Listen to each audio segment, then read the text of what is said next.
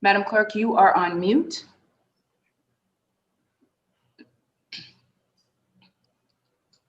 All these phone.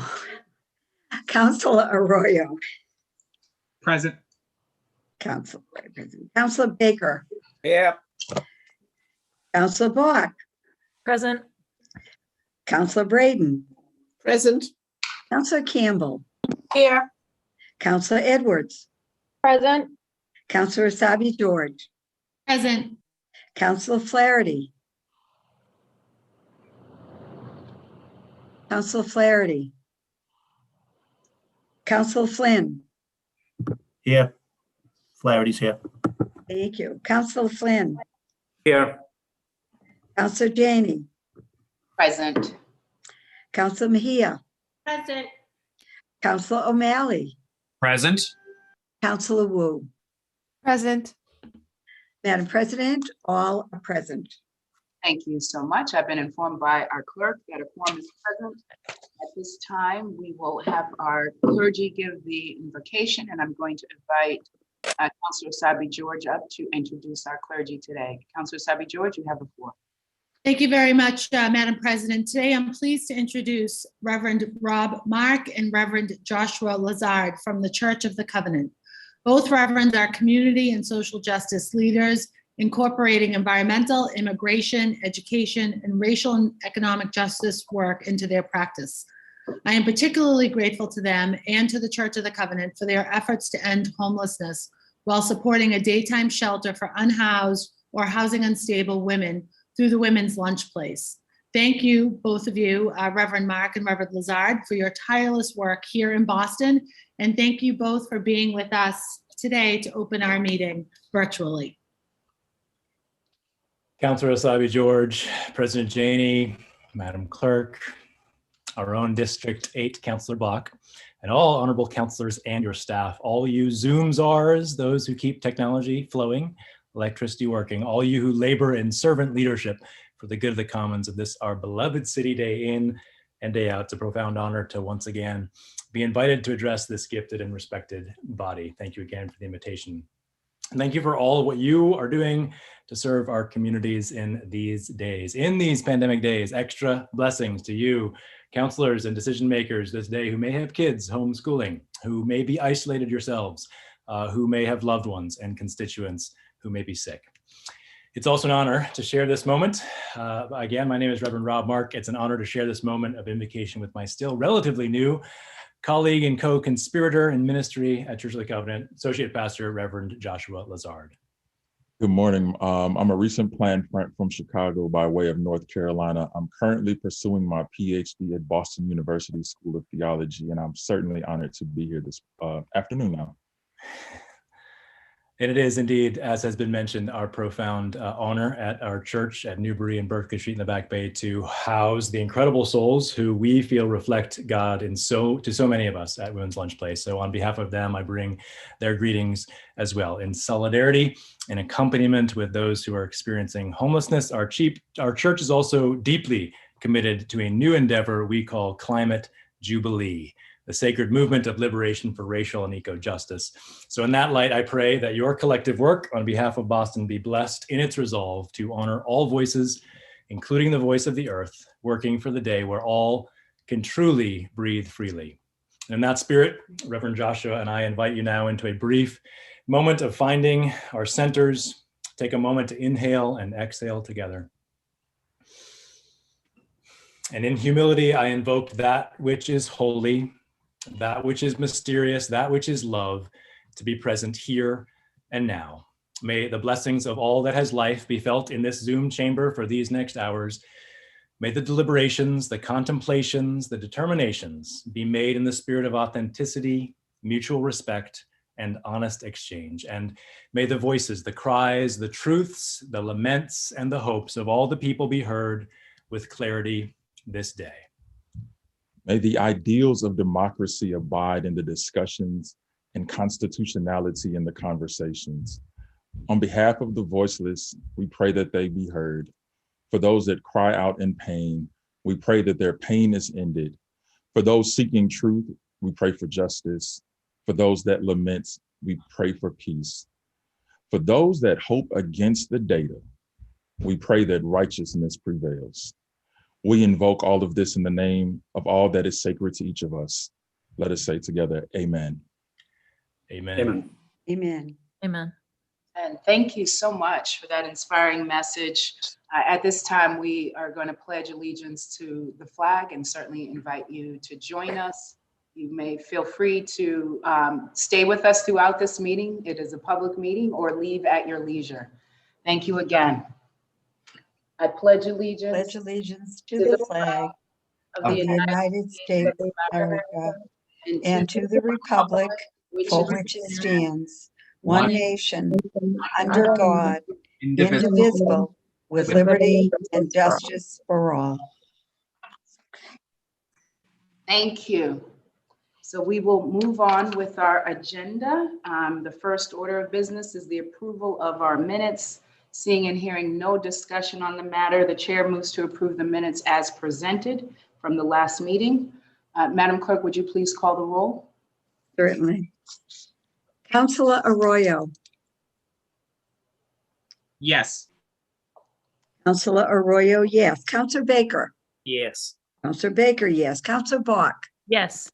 Councilor Bach, yes. Councilor Braden, Yes. Councilor Braden, yes. Councilor Campbell, Yes. Councilor Campbell, yes. Councilor Edwards, Yes.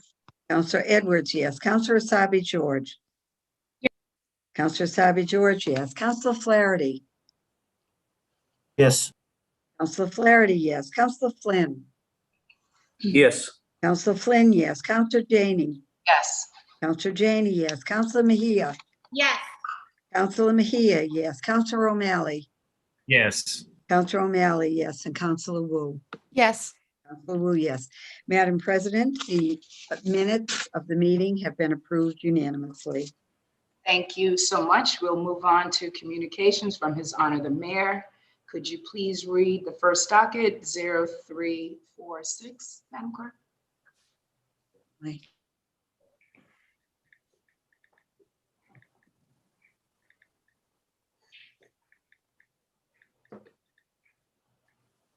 Madam Clerk, you may be frozen.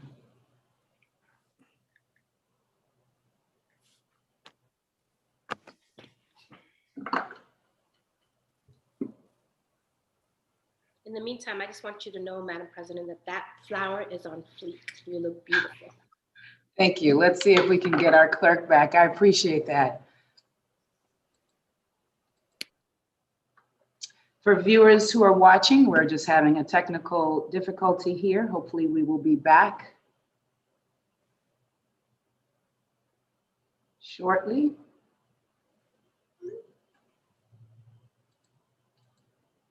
She may be trying to log back on, so we will just take a moment to give her the time needed to get the internet working.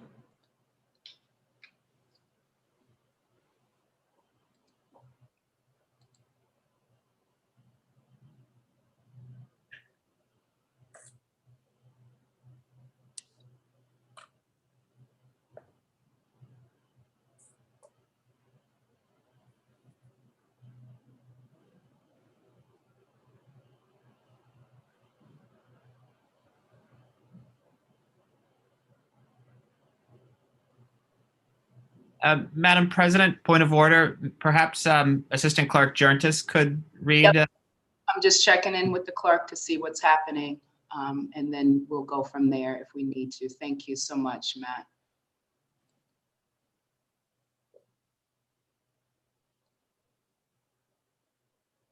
And in the meantime, I will take just an official recess, so we're not holding people hostage here. So if you need to step away for a minute, say we will come back at 12:15 in a couple of minutes if we can.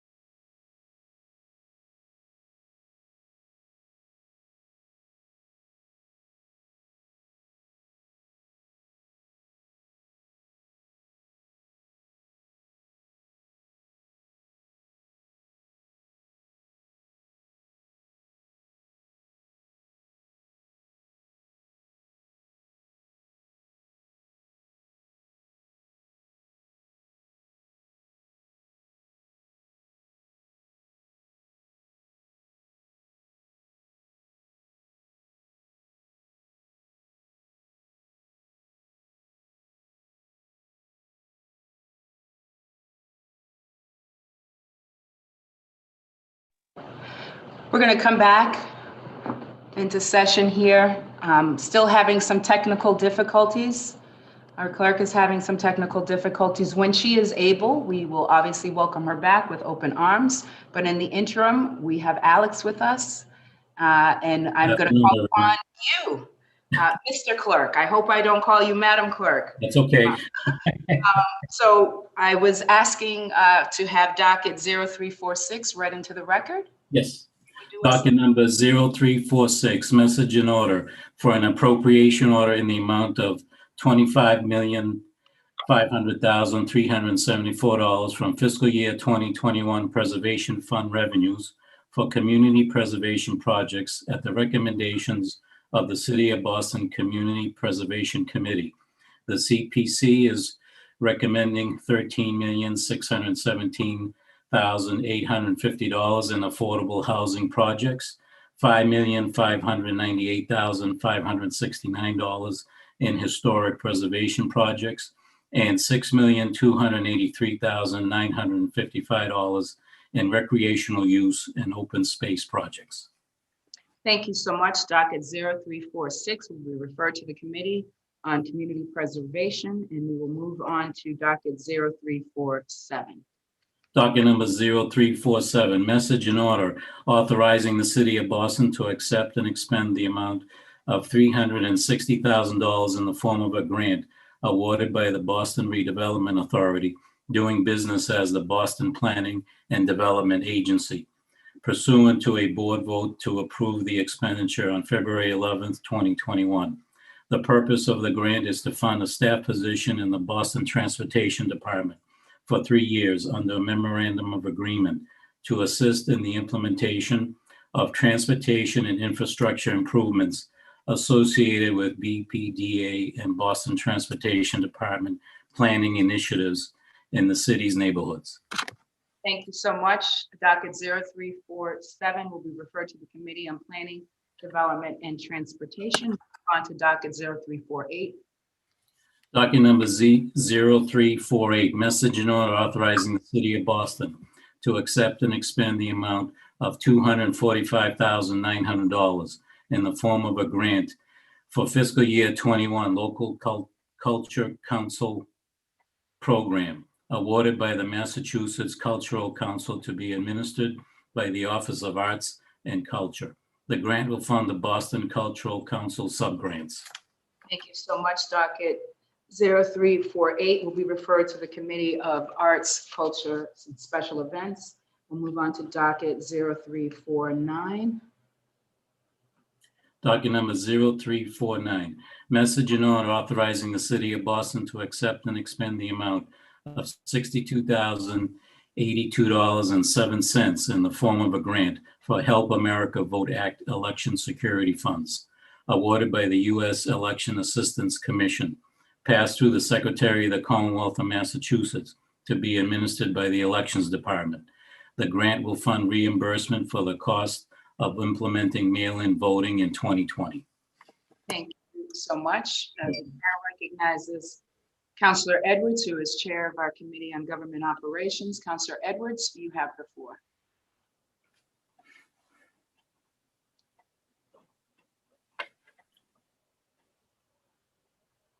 I'm having a technical, can you hear me? Yes, we can hear you. We can't afford any other technical difficulties, so. I know, and I just You couldn't hear. and everybody else will be okay in the meeting. Thank you. Okay, now my screen went blank. I'm so sorry. Madam President, I can pull this up very quickly on my cell phone if you want to just give me the docket number again, and I'll be ready to go. Yep, and we can hear and see you, just so that you know. Thank you. Okay. This is docket 0349. Oh, yes. Thank you very much. This is the election. Yes. Madam President, I would like to suspend and pass. This docket is much needed money, and it does help us with election assistance in the commission. And being that election is part of the government operations, one of our matters that we consider, the amount is very, very low. And I think that it would do us well to get this money in the hands that is necessary as soon as possible. So I'd like to suspend and pass. Thank you. Counselor Edwards seeks suspension of our rules and passage of docket 0349. Mr. Clerk, I'm going to ask you to call the roll here. Roll call on docket 0349. Counselor Arroyo. Counselor Arroyo. Counselor Baker. Yes. Counselor Baker, yes. Counselor Bach. Yes. Counselor Bach, yes. Counselor Braden. Yes. Counselor Braden, yes. Counselor Campbell. Yes. Counselor Campbell, yes. Counselor Edwards. Yes. Counselor Edwards, yes. Counselor Asabi George. Yes. Counselor Asabi George, yes. Counselor Flaherty. Yes. Counselor Flaherty, yes. Counselor Flynn. Yes. Counselor Flynn, yes. Counselor Janey. Yes. Counselor Janey, yes. Counselor Mejia. Yes. Counselor Mejia, yes. Counselor O'Malley. Yes. Counselor O'Malley, yes. Counselor Wu. Yes. Counselor Wu, yes. Counselor Arroyo. Counselor Janey, 12 of 13 have voted in the affirmative. Thank you so much. We will move on to the next docket, which is 0350. Docket number 0350, message and order authorizing the city of Boston to expend the amount of $50,000 in the form of a grant for fiscal year 21 first responder naloxone administration grant awarded by the Massachusetts Department of Public Health to be administered by the police department. The grant will fund the purchase of naloxone and related supplies for use by the Boston Police Department. Thank you so much. The chair recognizes Counselor Campbell, who is chair of our Committee of Public Safety and Criminal Justice. Counselor Campbell, you have the floor. Thank you, Madam President, and thank you, Mr. Clerk. Good to see you. As Chair of the Committee on Public Safety and Criminal Justice, I am seeking suspension of the rules and passage of docket 0350. It's a relatively small grant amount, and of course, from the State's Department of Public Health to purchase naloxone. It's a medicine, as everyone knows, that rapidly reverses an opioid overdose. And of course, we want to get this out to our department as soon as possible, along with the related supplies that it comes with. So seeking suspension of the rules and passage of docket 0350. Thank you, Madam President. Thank you so much. Counselor Campbell seeks suspension of the rules and passage of docket 0350. Mr. Clerk, can I ask you to call the roll, please? Roll call on docket number 0350. Counselor Arroyo. Counselor Baker. Yes. Counselor Baker, yes. Counselor Bach. Counselor Bach. Yes. Counselor Bach, yes. Counselor Braden. Yes. Counselor Braden, yes. Counselor Campbell. Yes. Counselor Campbell, yes. Counselor Edwards. Yes. Counselor Edwards, yes. Counselor Asabi George. Yes. Counselor Asabi George, yes. Counselor Flaherty. Yes. Counselor Flaherty, yes. Counselor Flynn. Yes. Counselor Flynn, yes. Counselor Janey. Yes. Counselor Janey, yes. Counselor Mejia. Yes. Counselor Mejia, yes. Counselor O'Malley. Yes. Counselor O'Malley, yes. And Counselor Wu. Yes. Counselor Wu, yes.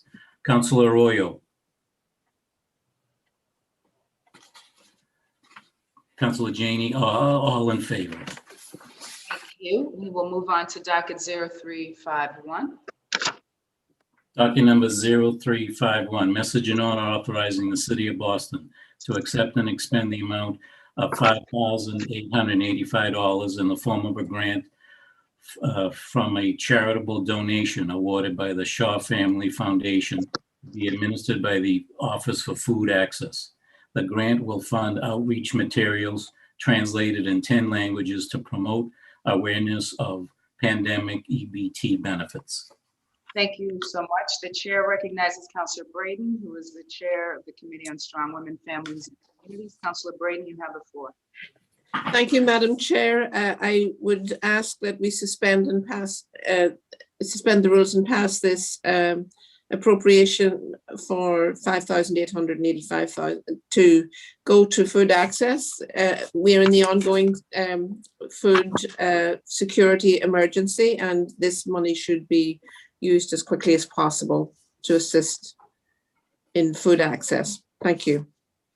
Thank you so much. Counselor Breeden seeks suspension of our rules and passage of docket 0351. Mr. Clerk, could you please call the roll?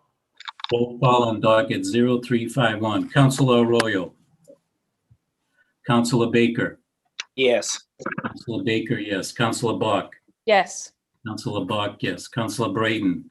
Yes. Counselor Braden, yes. Counselor Campbell. Yes. Counselor Campbell, yes. Counselor Edwards. Yes. Counselor Edwards, yes. Counselor Asabi George. Yes. Counselor Asabi George, yes. Counselor Flaherty. Yes. Counselor Flaherty, yes. Counselor Flynn. Yes. Counselor Flynn, yes. Counselor Janey. Yes. Counselor Janey, yes. Counselor Mejia. Yes. Counselor Mejia, yes. Counselor O'Malley. Yes. Counselor O'Malley, yes. Counselor Wu. Yes. Counselor Wu, yes. Counselor Arroyo. Madam President, docket number 0351 has received a unanimous vote. Thank you so much. We'll move on to docket 0352. Docket number 0352, a petition of a Yankee Line for a license to operate motor vehicles for the carriage of passengers for hire over certain streets in Boston. Thank you so much. Docket 0352 will be referred to the Committee of City and Neighborhood Services. We will move on in our agenda to reports of public officers. Could you please read docket 0353? Docket number 0353, communication was received from Anita Tavares, Chair of the Chair of the Board of Election, for your approval, a citizen petition entitled Petition for Eversource Substation, East Boston. Thank you. Docket 0353. Oh. The chair recognizes Counselor Edwards. Counselor Edwards, you have the floor. Thank you very much, Madam President. Everything, you can hear me, see me okay? Thank you very much. I was wondering if we could take, there's a resolution in support of this out of order, as it would allow me to speak directly to this and give some history to my colleagues.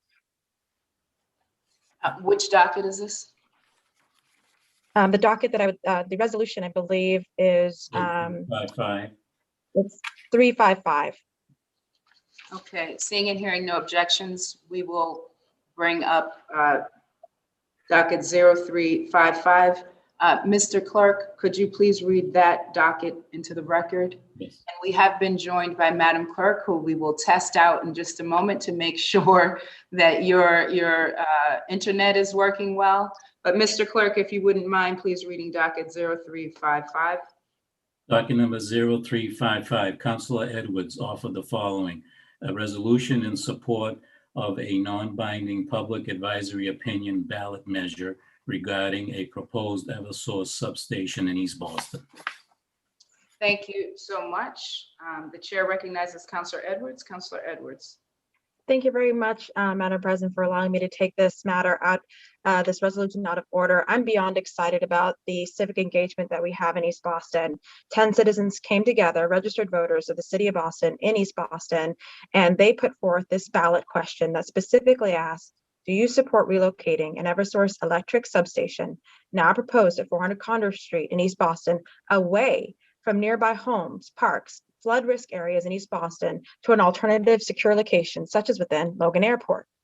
This is proposed by those of us who've been fighting against this substation that is basically being shoved down our throats in one of the most diverse, ethnically diverse areas in Boston, but certainly in East Boston, where 60% of the people are people of color and 50% are foreign born. It's by a playground, and much to our complete devastation, the EFSB supported in full unanimous support to allow for this monstrosity to happen in our neighborhood. But we go down swinging in East Boston, and I think we go down swinging in every single neighborhood, especially for our future. We've said from the beginning, this is the wrong location, the wrong energy type, the wrong process, and there are 2 pending civil rights lawsuits against Eversource and the EFSB specifically for how they excluded people who did not speak English in this entire process. It is not only a slap in our face, but it's a kick in the gut to a neighborhood that's already burdened by by the airport pollution. And so I'm submitting this resolution because it's time for us as a city to say no more. this resolution supports the non-binding ballot initiative that if once it's gone through our process here at City Council, will go to the people of all of Boston to ask the very basic question, which we can still change, but overall is, does this kind of infrastructure, this kind of process, and this kind of energy source belong in our neighborhoods? I think it's very clear for many of us, the answer is no. So I'm hoping that not only will you all sign on to this resolution, but as we work into the fall and are taking to the ballot ourselves, I hope every single one of you will stand up with East Boston, because if any one of our neighborhoods are hurt by Eversource or by a utility company, all of our neighborhoods are hurt. So I'm asking for solidarity for this resolution, but ultimately when this hits the ballot, I hope that we will all stand together and vote. It is non-binding, that is true. We can't undo this, but we go down swinging. And if in anything, we want to be very clear that there's not a mayoral candidate, there's not an at-large candidate, there's not a person elected today in Boston that stands with Eversource and what they've done to my community. So I'm so proud about this resolution. And I'm so incredibly proud of the folks from East Boston who stood up and said, we will go down swinging and we will continue to fight this fight. Thank you so much, Madam President, for allowing me to speak out of turn on this resolution. And thank you so much for this opportunity. And I assume you're seeking suspension of the rules and adoption of the resolution? Yes, Madam President, I am. Okay. Councilor Edwards is seeking suspension of the rules and adoption of docket 0355. Mr. Clerk, since you began this one, I'm going to let you finish, but then we're going to go back to Madam Clerk. Mr. Clerk, would you please call the roll? Roll call on docket 0355. Councilor Arroyo. Yes, in 1 second, Madam President, I believe my connection's been spotty, but I missed 2 votes. I'd like to be a yes on both of those 2 at the appropriate time. Yes. Mr. Clerk, if you could please amend the report to include affirmative votes for Councilor Arroyo on the previous votes that he missed. Docket 0349350351. Yes, exactly. Alex, when I come back, if you'll look. All right. All right, Councilor Arroyo, yes. Councilor Baker. Yes. Councilor Baker, yes. Councilor Bach. Yes. Councilor Bach, yes. Councilor Braden. Yes. Councilor Braden, yes. Councilor Campbell. Yes. Do we add our names as well, Madam President? Oh, yes, we should. Let's finish with the vote. Thank you. Thank you. Councilor Edwards. Yes. Yes. Councilor Edwards, yes. Councilor Sabi George. Yes. Councilor Sabi George, yes. Councilor Flaherty. Yes. Councilor Flaherty, yes. Councilor Flynn. Yes. Councilor Flynn, yes. Councilor Janey. Yes. Councilor Janey, yes. Councilor Mejia. Yes. Councilor Mejia, yes. Councilor O'Malley. Yes. Councilor O'Malley, yes. Councilor Wu. Yes. Councilor Wu, yes. Madam President, docket 0355 has received a unanimous vote. Thank you so much. And we will give colleagues the opportunity to add their name to this docket by a show of physical hands. Mr. Clerk, if you could please add Councilor Mejia, Councilor Sabi George, Councilor Flynn, Councilor Braden, Councilor Wu, Councilor Campbell, Councilor O'Malley, Councilor Bach, Councilor Arroyo. Please also add the chair. Did I get everyone who wants to be added? Okay, thank you so much. We will now. Docket 353 is going to be referred to committee. Yes, I'm going to just make sure that we read that again, and I'm going to give Madam Clerk a chance to get back in the game here. Madam Clerk, we're on docket 0353. Just let's read it into the record again, please. Docket 0353, communication was received from Anita Tavares, Chair of the Board of Election, for your approval of citizen petition entitled Petition for Eversource Substation, East Boston. Yes, and this docket 0353, is being referred to the Committee of Government Operations. Thank you so much, Mr. Clerk. We really appreciate you stepping in our time of need here. Madam Clerk, are you all set on your end? I am. We can see and we can hear you. Good. Wonderful. We are on docket, reports of public officers, docket 0354. Would you please read that into the record? Certainly. Docket 0354, communication was received from Councilor Kenzie Bach regarding public land and public finance for public good. Thank you. Docket 0354 will be placed on file. We are moving on in our agenda. Next up is docket 0117.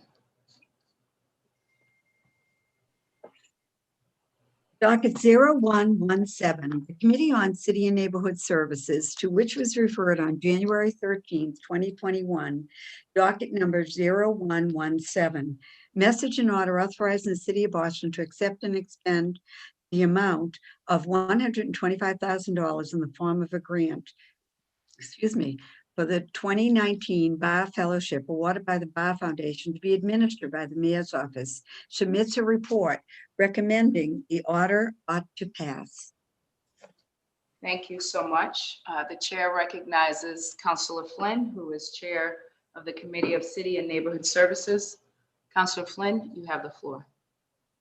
Thank you. Thank you, Madam President. Madam President, the Committee on City and Neighborhood Services held a hearing on February 17th on this docket, which is a $125,000 Bar Foundation grant awarded to the Office of New Urban Mechanics. The hearing was attended by Councilors Braden and Councilor Bach, and panelists included Nigel Jacob and Chris Carter, co-chairs of the Mayor's Office of New Urban Mechanics. Panelists spoke about the work that their office is doing as the office works across departments and communities to explore, experiment, and evaluate new approaches to government and civic life. The office was formed in 2010 as the Mayor's Civic Research and Design Team to explore and tackle experiments that cover a range of topics.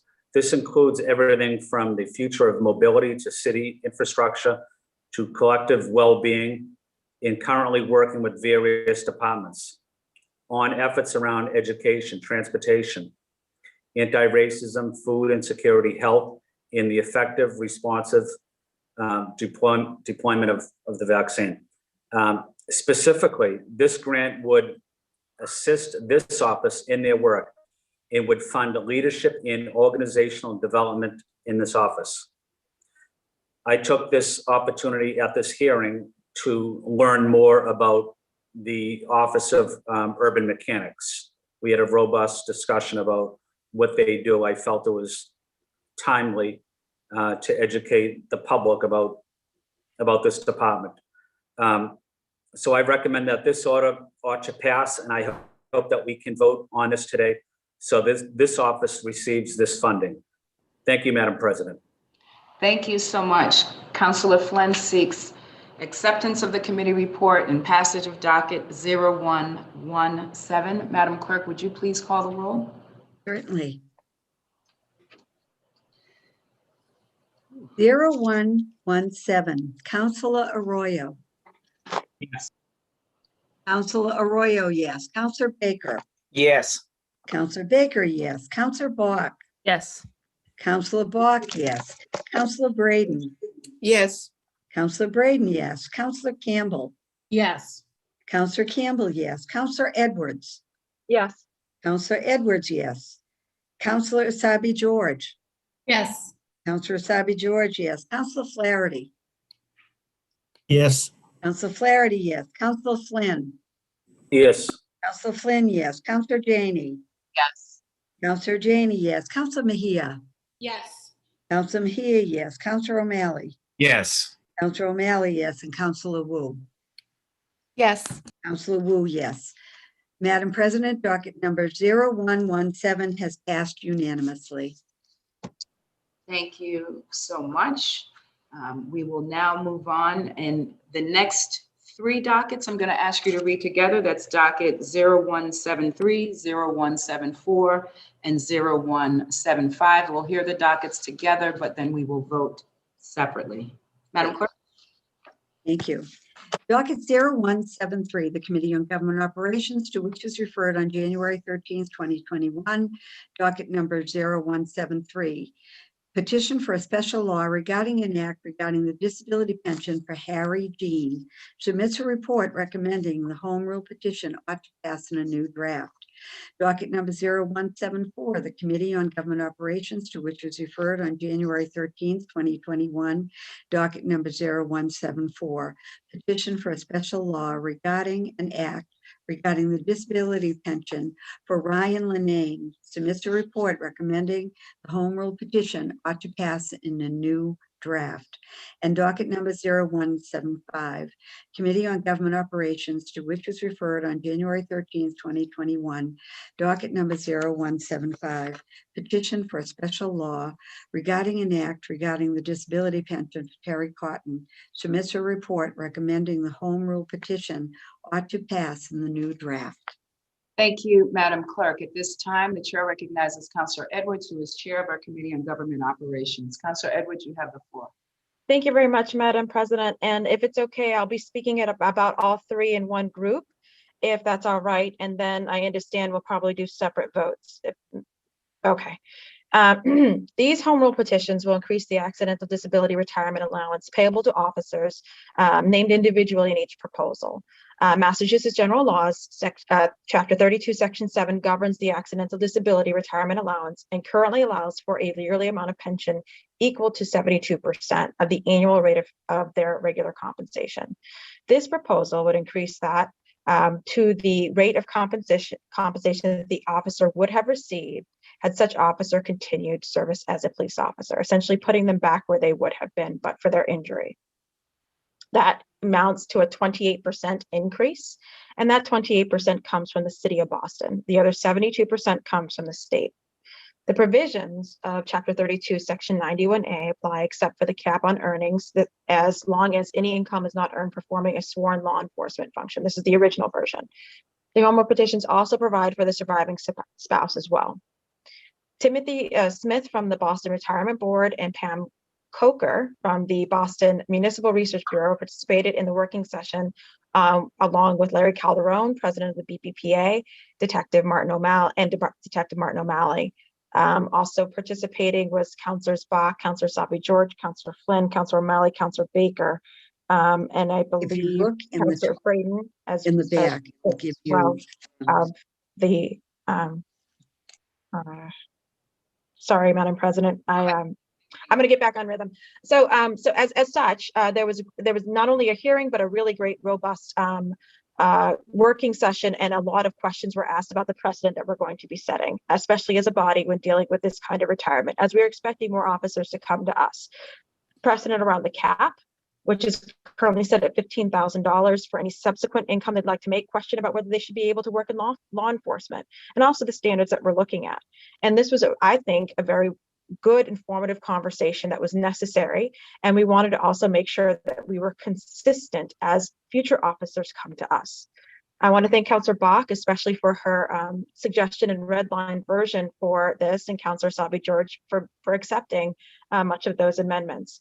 And so, as such, I'll summarize those amendments that helped us come to consensus. The first issue was around the cap. As it initially was removed, allowing the officer to collect 100% of his or her retirement, but then also being able to earn unlimited amounts of money at a second job. Many of us felt very uncomfortable with that. At the same time, the state law's cap is $15,000. And if you do some basic back of the envelope math, that's less than minimum wage for anyone to get a subsequent job. So that didn't make sense. So what made more sense is that we just simply raised the cap to $100,000, which allows for the person to work a second job up to $100,000. We felt that that was able to allow the person to earn their retirement. And if they were to heal and be able to move on with their life, they of course still have to be checked in. They still have to confirm that their disability in order to receive it. None of that goes away. But if they are able to move on with their life, that they will not be capped if they happen to make more than minimum wage as a crossing guard or whatever. So we wanted to make sure they had that leeway. We also wanted to make sure that we put the term firearm related in the home rule petition.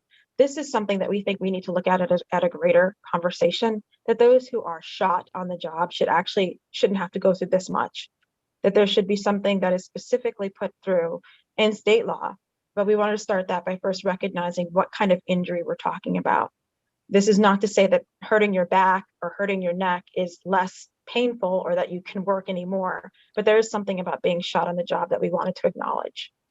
We also wanted to make sure that the language that was basically had been amended in the state laws, but we hadn't checked it on the home rule petitions, that there was no punishment for any spouse that remarried. And so that had been changed at state law. We need to be consistent with that. And so with those things coming, with those amendments, I believe we've come to a consensus that allows for us to set a precedent, that sets a cap, that doesn't allow for people to go too far, but also acknowledges the service and the injury of these officers. And as a result, I submit this report recommending that these dockets ought to pass in amended form. Dockets 073, 0174, and 0175 in amended form. They're all basically the same language, but for the name of the individual. Thank you. You're finished with your report, Councilor Yes, Edwards? Madam President. Yes. Now it's time for discussion. Before I call upon colleagues, wanted to give the lead sponsor an opportunity if she wanted to weigh in. The chair recognizes Councilor Asabi George, who is the sponsor of these 3 dockets. As I mentioned, we will be taking these dockets individually for vote. But at this time, the chair recognizes Councilor Asabi George. Thank you very much, Madam President, and thank you to Chair of Government Ops, Councilor Edwards, for her leadership and her support and guidance through this, what was a long process, but I think a very thoughtful and constructive process from start to finish. Myself included, a number of us learned some really important elements to this process and to the work that needs to happen when we proceed with these petitions. I'm also grateful to Councilor Bach for her suggestion around the shift to the $100,000 cap. And I'm very grateful for Councilor Flaherty's historical knowledge, institutional knowledge around some of these efforts, and certainly his legal counsel through this process. I am it's sort of conflicted feelings about this. I'm pleased that we are at the finish today and that these 3 dockets are before you.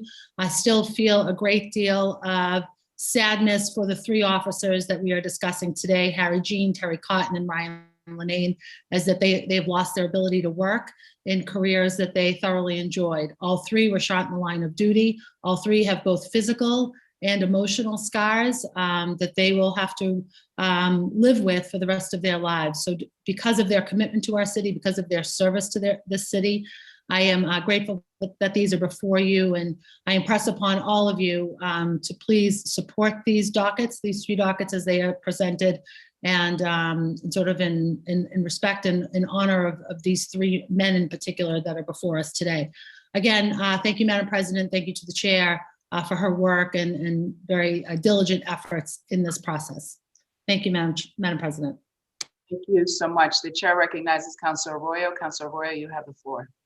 Thank you, Madam President. And I have several questions for the chair of Government Ops on this committee report. Is it better for me to ask them all now through you to the chair of Government Ops, or does it make more sense to go one at a time? All together would be great. So my first question on this is, my understanding is that the 72% that they currently make is not taxed either federally or by the state. So it's tax-free 72%. And they're allowed to make up the difference of the 28%, at least in the letter that I got from Larry Calderon. So they can get to the point where their salary is not just the 72% tax-free, but they're also allowed to make up to the money to get up to 100%. And then after that, it's capped at 15,000. So I just want clarification on if that's correct, if I have that correct. Yep. The second, we'll take them one at a time, Councilor. okay, that might make more sense. Yeah, we'll take those one at a time. Councilor Edwards? So the 72% correct for all retirees. That is the standard. And yes, the 28% difference is what this is allowing them to do. No, I'm aware of that. It's just my understanding from the letter I received from Larry Calderon was that they're actually allowed to make up to the 28% difference that would get that salary to 100%. In other words, if the salary was 100% of it was 100,000 and they were getting 72,000, they could actually make up $28,000 and not be in violation. If they were working somewhere else, they could get to 100% of what their salary was. Is that accurate? No, what this allows for is the 72% of their salary, as you mentioned. We'll just use your math, the $72,000. And then this allows for the additional up to the 28% or whatever their 100%. So if it's $100,000, an additional 28% that comes from the city of Boston. The cap at issue that you're discussing is regards to any subsequent income that they make at another job. So in other words, they get 100% of what their salary is. It's Correct. tied to any future salary increases. So they don't get 100% of what it was in, say, 2006. They get 100% of what it is at any given time based on the salary of the contract. Tax-free, no federal, no state. And on top of that, what the state has done is a cap of $15,000 of additional income on top of that income. That is currently what the statutes are, and what this home rule petition is doing is raising that cap from 15,000 to 100,000. Do we know, I guess this is a question because I know we were waiting for additional information. Is the spirit of that $15,000 cap the idea that when you get 100% of benefits, which is rare, thank you to Councilor Flaherty for talking about this and talking about the fact that I think we've done 5 of these in the last 20 years, and we now have 3 of them before us. And last year we had 7 before us, but 4 of them hadn't retired yet. And so with these 3 specifically, is the idea from the state, the spirit of that law, that if you're so disabled that we are giving you 100% of your salary for life, and your spouse as a secondary person, if when you pass on that money, without taxes, federal or state. So you're not losing 30 to 40% of your salary. You're not taxed on that. So you're getting it in full. That if you're if you're of the designation that we are giving you this, that the belief is that requires a kind of disability where you wouldn't necessarily be able to make more than $15,000. Is that why they created that cap? Do we know what the spirit of that cap was? I can't speak obviously on behalf of the scriveners of the state law, but I do know when we discussed this particular cap, because it was controversial, Councilor Arroyo, and understandably so because of that particular issue, as you just mentioned. How is it that they get to have both, right? And also be completely disabled, that they can't work in law enforcement again. And so and I completely, it was around and round and round, as you would have, as you know, and I think at the first hearing where you were, and also many concerns. So I appreciate you bringing this up, because I believe other people are as well. But in terms of the spirit that we discussed as a city council was, what's the spirit of making this particular individual officer whole? That was the spirit that we came from, because that's what we're discussing, not necessarily what the state wrote, but what we are going to do or what we can do as the city council. And for us, making that person whole is acknowledging that many officers do make 100% of their, if they're working, they make 100% of their salary. Plus, in some cases, they make more than that in overtime, as we've discussed as well. But just sticking with the salary, but also many of them also have side jobs as well. So this was not uncommon for people to have two forms of income and to be a law enforcement person. So the question was really how whole. The real debate for us in the working session was, what does whole mean? Is this whole or is this a windfall? And I was not comfortable with removing the cap, as some of my colleagues were. But I also went, again, the back of the math being so clear that $15,000, I don't think anyone's really looked at that. If you want to talk about state intentions, $15,000 for any subsequent income didn't make sense. It's not even minimum wage. It didn't even keep up with our minimum wage, literally, which when I did the back of the math, I think it was based off of maybe the $7 minimum wage that we had. So what we felt made sense was allowing for the additional 28%. And again, the tax-free issue is one for the retirees, period. That's not an exception to the rule. And then saying we should, have a cap, but raise it. Yeah, I think so. For me, you're exactly right that my concern here is it's not the 100%. It's not getting them the 100%.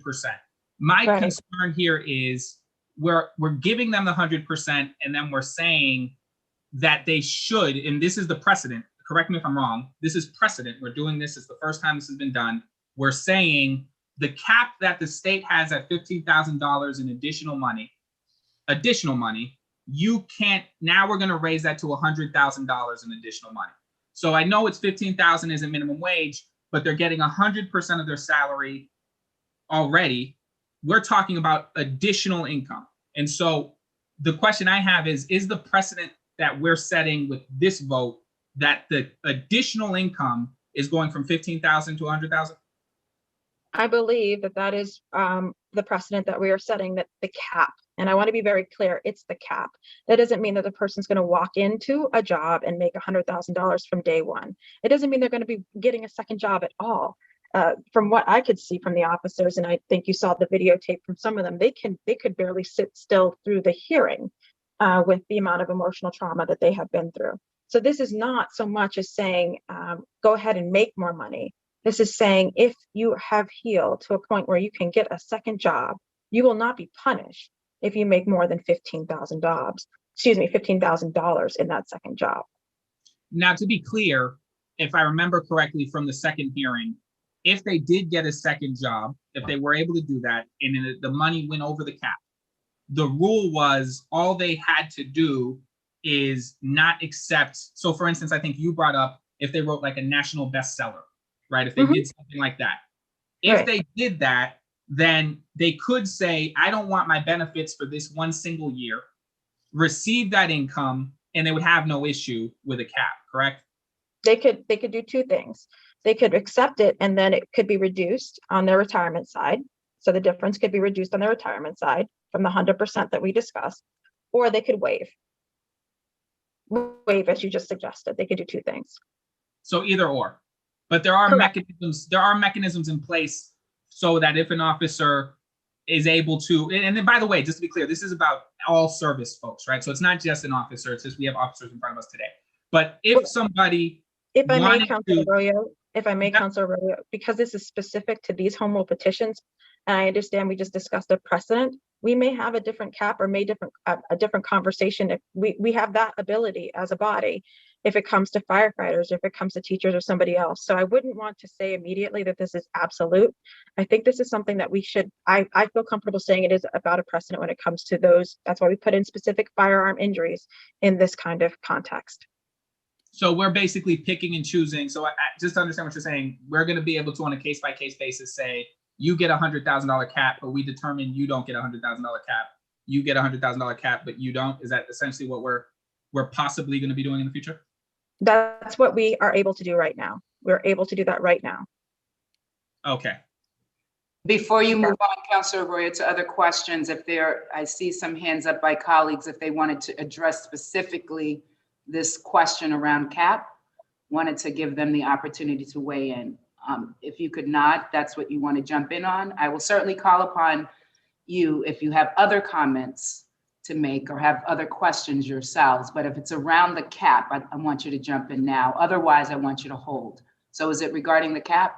Okay. I'm going to go first to the lead sponsor. Councilor Savi-George, you have the floor. Thank you, Madam President. In the last hearing in particular, we had an extensive conversation regarding the cap and the dollar amount that included a lot of this conversation that we're having today. And I do want to say this conversation around setting a precedent, Councilor Edwards, as chair of the committee, was very deliberate and intentional in making sure that we were having a conversation that could carry over to future petitions, very sort of strictly. Of course, any future petitions of any sort are up to our discretion as a body for certain, but I think that her intention, and Councilor Edwards as chair, please correct me if I'm incorrect, was to be very thoughtful and deliberate in creating something that could be the basis and the foundation for future discussions, something that we did through many hearings.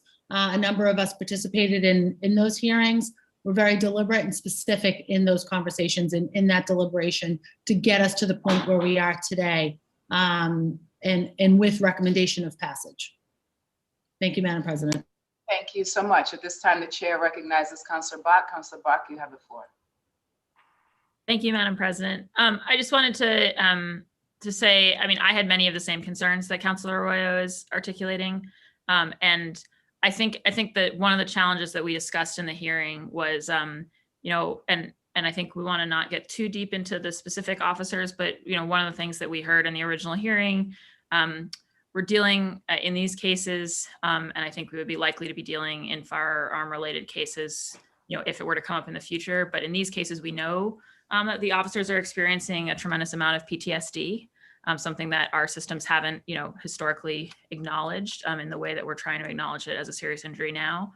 And so part of the challenge is that for somebody working through that and trying to sort of move on with their life, getting a different kind of job, something that's like sets you into a completely different pattern, can actually be a really important part of healing. But it's sort of strange and hard, I think, for a lot of people to sign up for a different kind of job where most of the income they'd be earning doesn't count for anything because of the way that the thing is structured.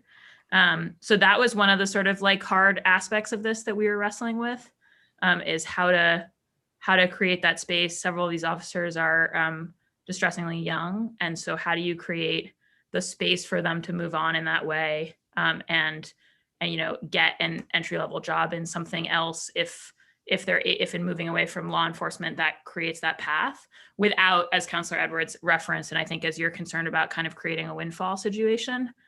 So that was really what the committee was wrestling with. And to me, having the precedent of having a cap and also the being specific about the firearm related piece. And I say that because I think that, you know, firearms in our society are a scourge, right? They're a scourge on our neighborhoods. And they also leave us with broken, you know, police officers in cases where there's been a firearm involved incident. And I would like us to solve that on a broader policy level. But I do think there's something different and significant about just kind of the fact that the fact that we send people on behalf of the city into this firearm sort of drenched context of our society. And I think we really have to worry about that, and we do on the civilian and neighborhood side too. But I think it's a piece of what we heard in the original hearing from the officers themselves. So I just wanted to say that, like, I think it's complicated because it's a whole bunch of difficult policy issues. And then it's also these like real folks.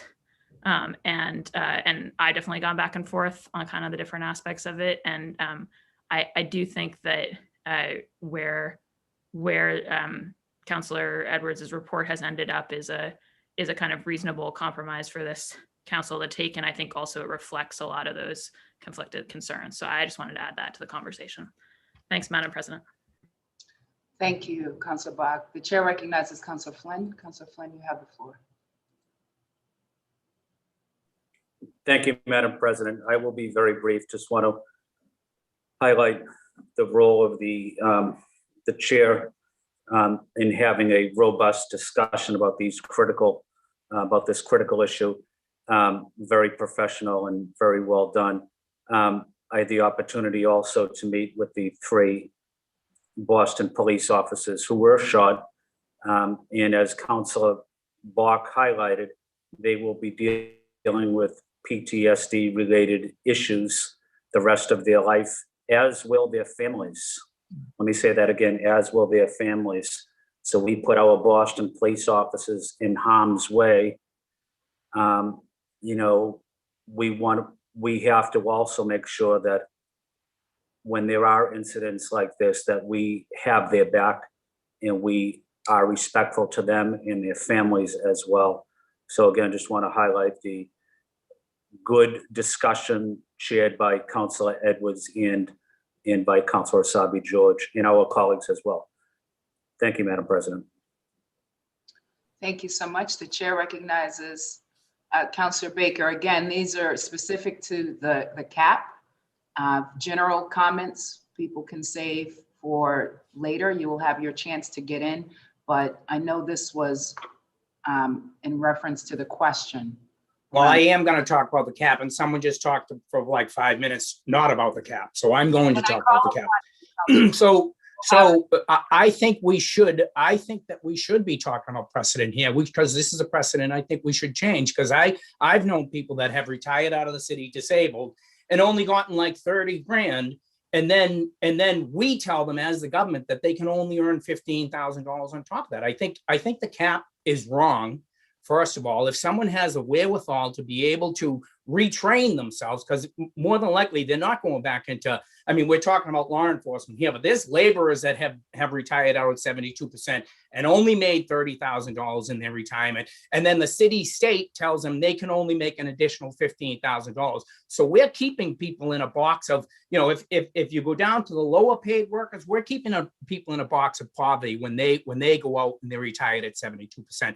I've seen it happen. So I think we should be talking about this cap and what it should be precedent setting, and we should maybe not remove it altogether, but $100,000, if someone has the wherewithal to go out and earn $100,000, who are we to say, no, you can't because of whatever reason, because we're the government and we can. So just a couple of thoughts. Thank you.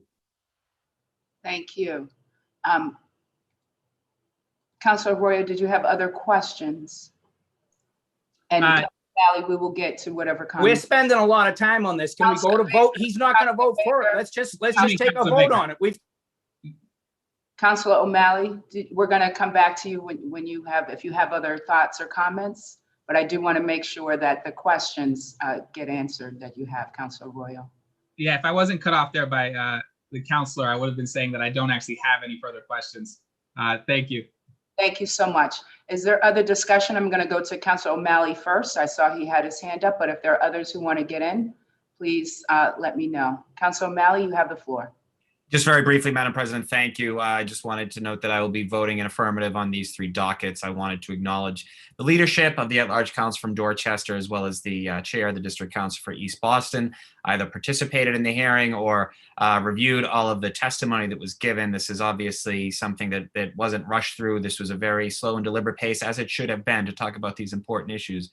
But as the council from Beacon Hill said, you know, the trauma that these men are dealing with on an everyday level for incredibly dangerous and life-threatening injuries that they received while working as public servants warrants this, I think, thoughtful and strong compromise as it relates to these three dockets, and I will be voting in support of all of them. Thank you. Thank you. Is there any other discussion on the matter? Anyone else want to chime in or have other questions? Just confirming, Madam President, this is Councilor Edwards. Just confirming to everyone that what I'm asking for is that the dockets be passed in the amended drafts. Just so, because I know some people are saying I support, I don't. The amended drafts have the $100,000 cap in that. And I just wanted people to understand that if they're for or against the cap, they need to understand what I'm asking for. And that's all, Madam President. Right. And so to just clarify, if I hear you correctly, there is a cap. The cap has been lifted and a new cap is in place. Correct, Madam President. In the amended draft. Thank you for that clarifying point. If there are no other comments or questions or discussion, we will go and vote on these dockets. We will take the dockets one at a time. Madam Clerk, we will start with docket 0173. Madam Clerk, you are on mute. I'm very sorry about that. Yeah, Becky Day, I guess. Docket 0173, Councilor Arroyo. Thank you, Madam President. Thank you, Madam Clerk. I'm going to use my comments here. These aren't questions. For me, this is something I take very seriously. My grandfather was injured on the job as a police officer, was actually thrown off a balcony, 3 floors, and had a catastrophic back injury and didn't receive the benefits that he should have received. So I take this incredibly seriously. And I would have been voting yes on this if we had left the cap where the cap is. And so I want to be entirely clear about what my issue is here with this. The reality is, whereas I don't disagree that capping somebody at 72%, where the argument there with the 72% is actually, and this is something we didn't cover, when you were at the 72%, you're actually there at the salary you made that year. So in other words, you're making you never, there's no inflation, there's nothing. You just make what you made in 2006, 2005, whatever that is. And I think that capping that is a problem, and I think we should look at that. But what we're talking about is taking care of that and bringing them to 100% of their salary, tied into all future raises. Point of order, Madam President. This is a roll call vote. Exactly, a roll call vote. And so I just want to be clear about where my votes are coming from. And so for me, it's a no. Thank you. Councilor Arroyo, a no. And once roll call begins, there can be no discussion, just according to council rules, just so everyone is clear. Thank you, Councilor. Councilor Arroyo, no. Councilor Baker. I believe I've been being muted, and I'd like to know if that was the truth. Have I been muted? No. Councilor Baker, we are doing a roll call vote. Oh, wow, Councilor we're gonna play by the rules now. Yes. Thank you, Councilor Baker. Councilor Baker, yes. Councilor Bach. Yes. Councilor Bach, yes. Councilor Braden. Yes. Councilor Braden, yes. Councilor Campbell. Yes. Councilor Campbell, yes. Councilor Edwards. Yes. Councilor Edwards, yes. Councilor Asabi George. Yes. Councilor Asabi George, yes. Councilor Flaherty. Yes. Councilor Flaherty, yes. Councilor Flynn. Yes. Councilor Flynn, yes. Councilor Janey. Yes. Councilor Janey, yes. Councilor Mejia. No. Councilor Mejia, no. Councilor O'Malley. Yes. Councilor O'Malley, yes. And Councilor Wu. Yes. Councilor Wu. And Councilor Janey, you did vote voice, yes? Yes. I thought so, but I just wanted to be sure. Madam President, docket number 0173 has received 11 votes in the affirmative and 2 votes in the negative. Should I go on to docket 0174? Docket 0174, Councilor Arroyo. No. Councilor Arroyo, no. Councilor Baker. That was quick. Yes. Councilor Baker, yes. Councilor Bach. Yes. Councilor Bach, yes. Councilor Braden. Yes. Councilor Braden, yes. Councilor Campbell. Yes. Councilor Campbell, yes. Councilor Edwards. Councilor Edwards. It looks like she's frozen. If we can come back to her. Today's tricky day. Councilor Asabi George. Yes. Councilor Asabi George, yes. Councilor Flaherty. Yes. Councilor Flaherty, yes. Councilor Flynn. Yes. Councilor Flynn, yes. Councilor Janey. Yes. Councilor Janey, yes. Councilor Mejia. No. Councilor Mejia, no. Councilor O'Malley. Yes. Councilor O'Malley, yes. And Councilor Wu. Yes. Councilor Wu, yes. I apologize. I somehow got kicked off. I am here. I was gonna say I'm not a cat, but it's not appropriate. We gotta laugh a little. We needed that humor. That's correct. Yeah, Councilor Edwards, yes. Madam President, docket number 0174 has received 11 votes in the positive, 11 votes in the affirmative, and 2 votes in the negative. Docket number 0175, Councilor Arroyo. No. Councilor Arroyo, no. Councilor Baker. Yes. Councilor Baker, yes. Councilor Bach. Yes. Councilor Bach, yes. Councilor Braden. Yes. Councilor Braden, yes. Councilor Campbell. Yes. Councilor Campbell, yes. Councilor Edwards. Yes. Councilor Edwards, yes. Councilor Asabi George. Yes. Councilor Asabi George, yes. Councilor Flaherty. Yes. Councilor Flaherty, yes. Councilor Flynn. Yes. Councilor Flynn, yes. Councilor Janey. Yes. Councilor Janey, yes. Councilor Mejia. No. Councilor Mejia, no. Councilor, here we go again. Nope. Councilor O'Malley. Yes. Councilor O'Malley, yes. Councilor Wu. Yes. Councilor Wu, yes. Madam President, docket number 0175 received 11 votes in the affirmative and 2 votes in the negative. Thank you, Madam Clerk. We're going to move on to the next set of dockets. I'm going to ask if you could read a bunch of dockets together. So that's 0116, 0118, 0119, 0120, 0121, 0124, 0191, and 0193. Thank you, Madam President.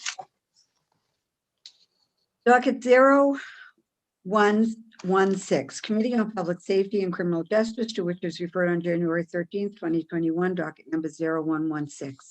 Message and order authorizing the City of Boston to accept and expend an amount of $1,801,403.06 in the form of a grant for the FY21 Senator Charles E. Shannon Jr.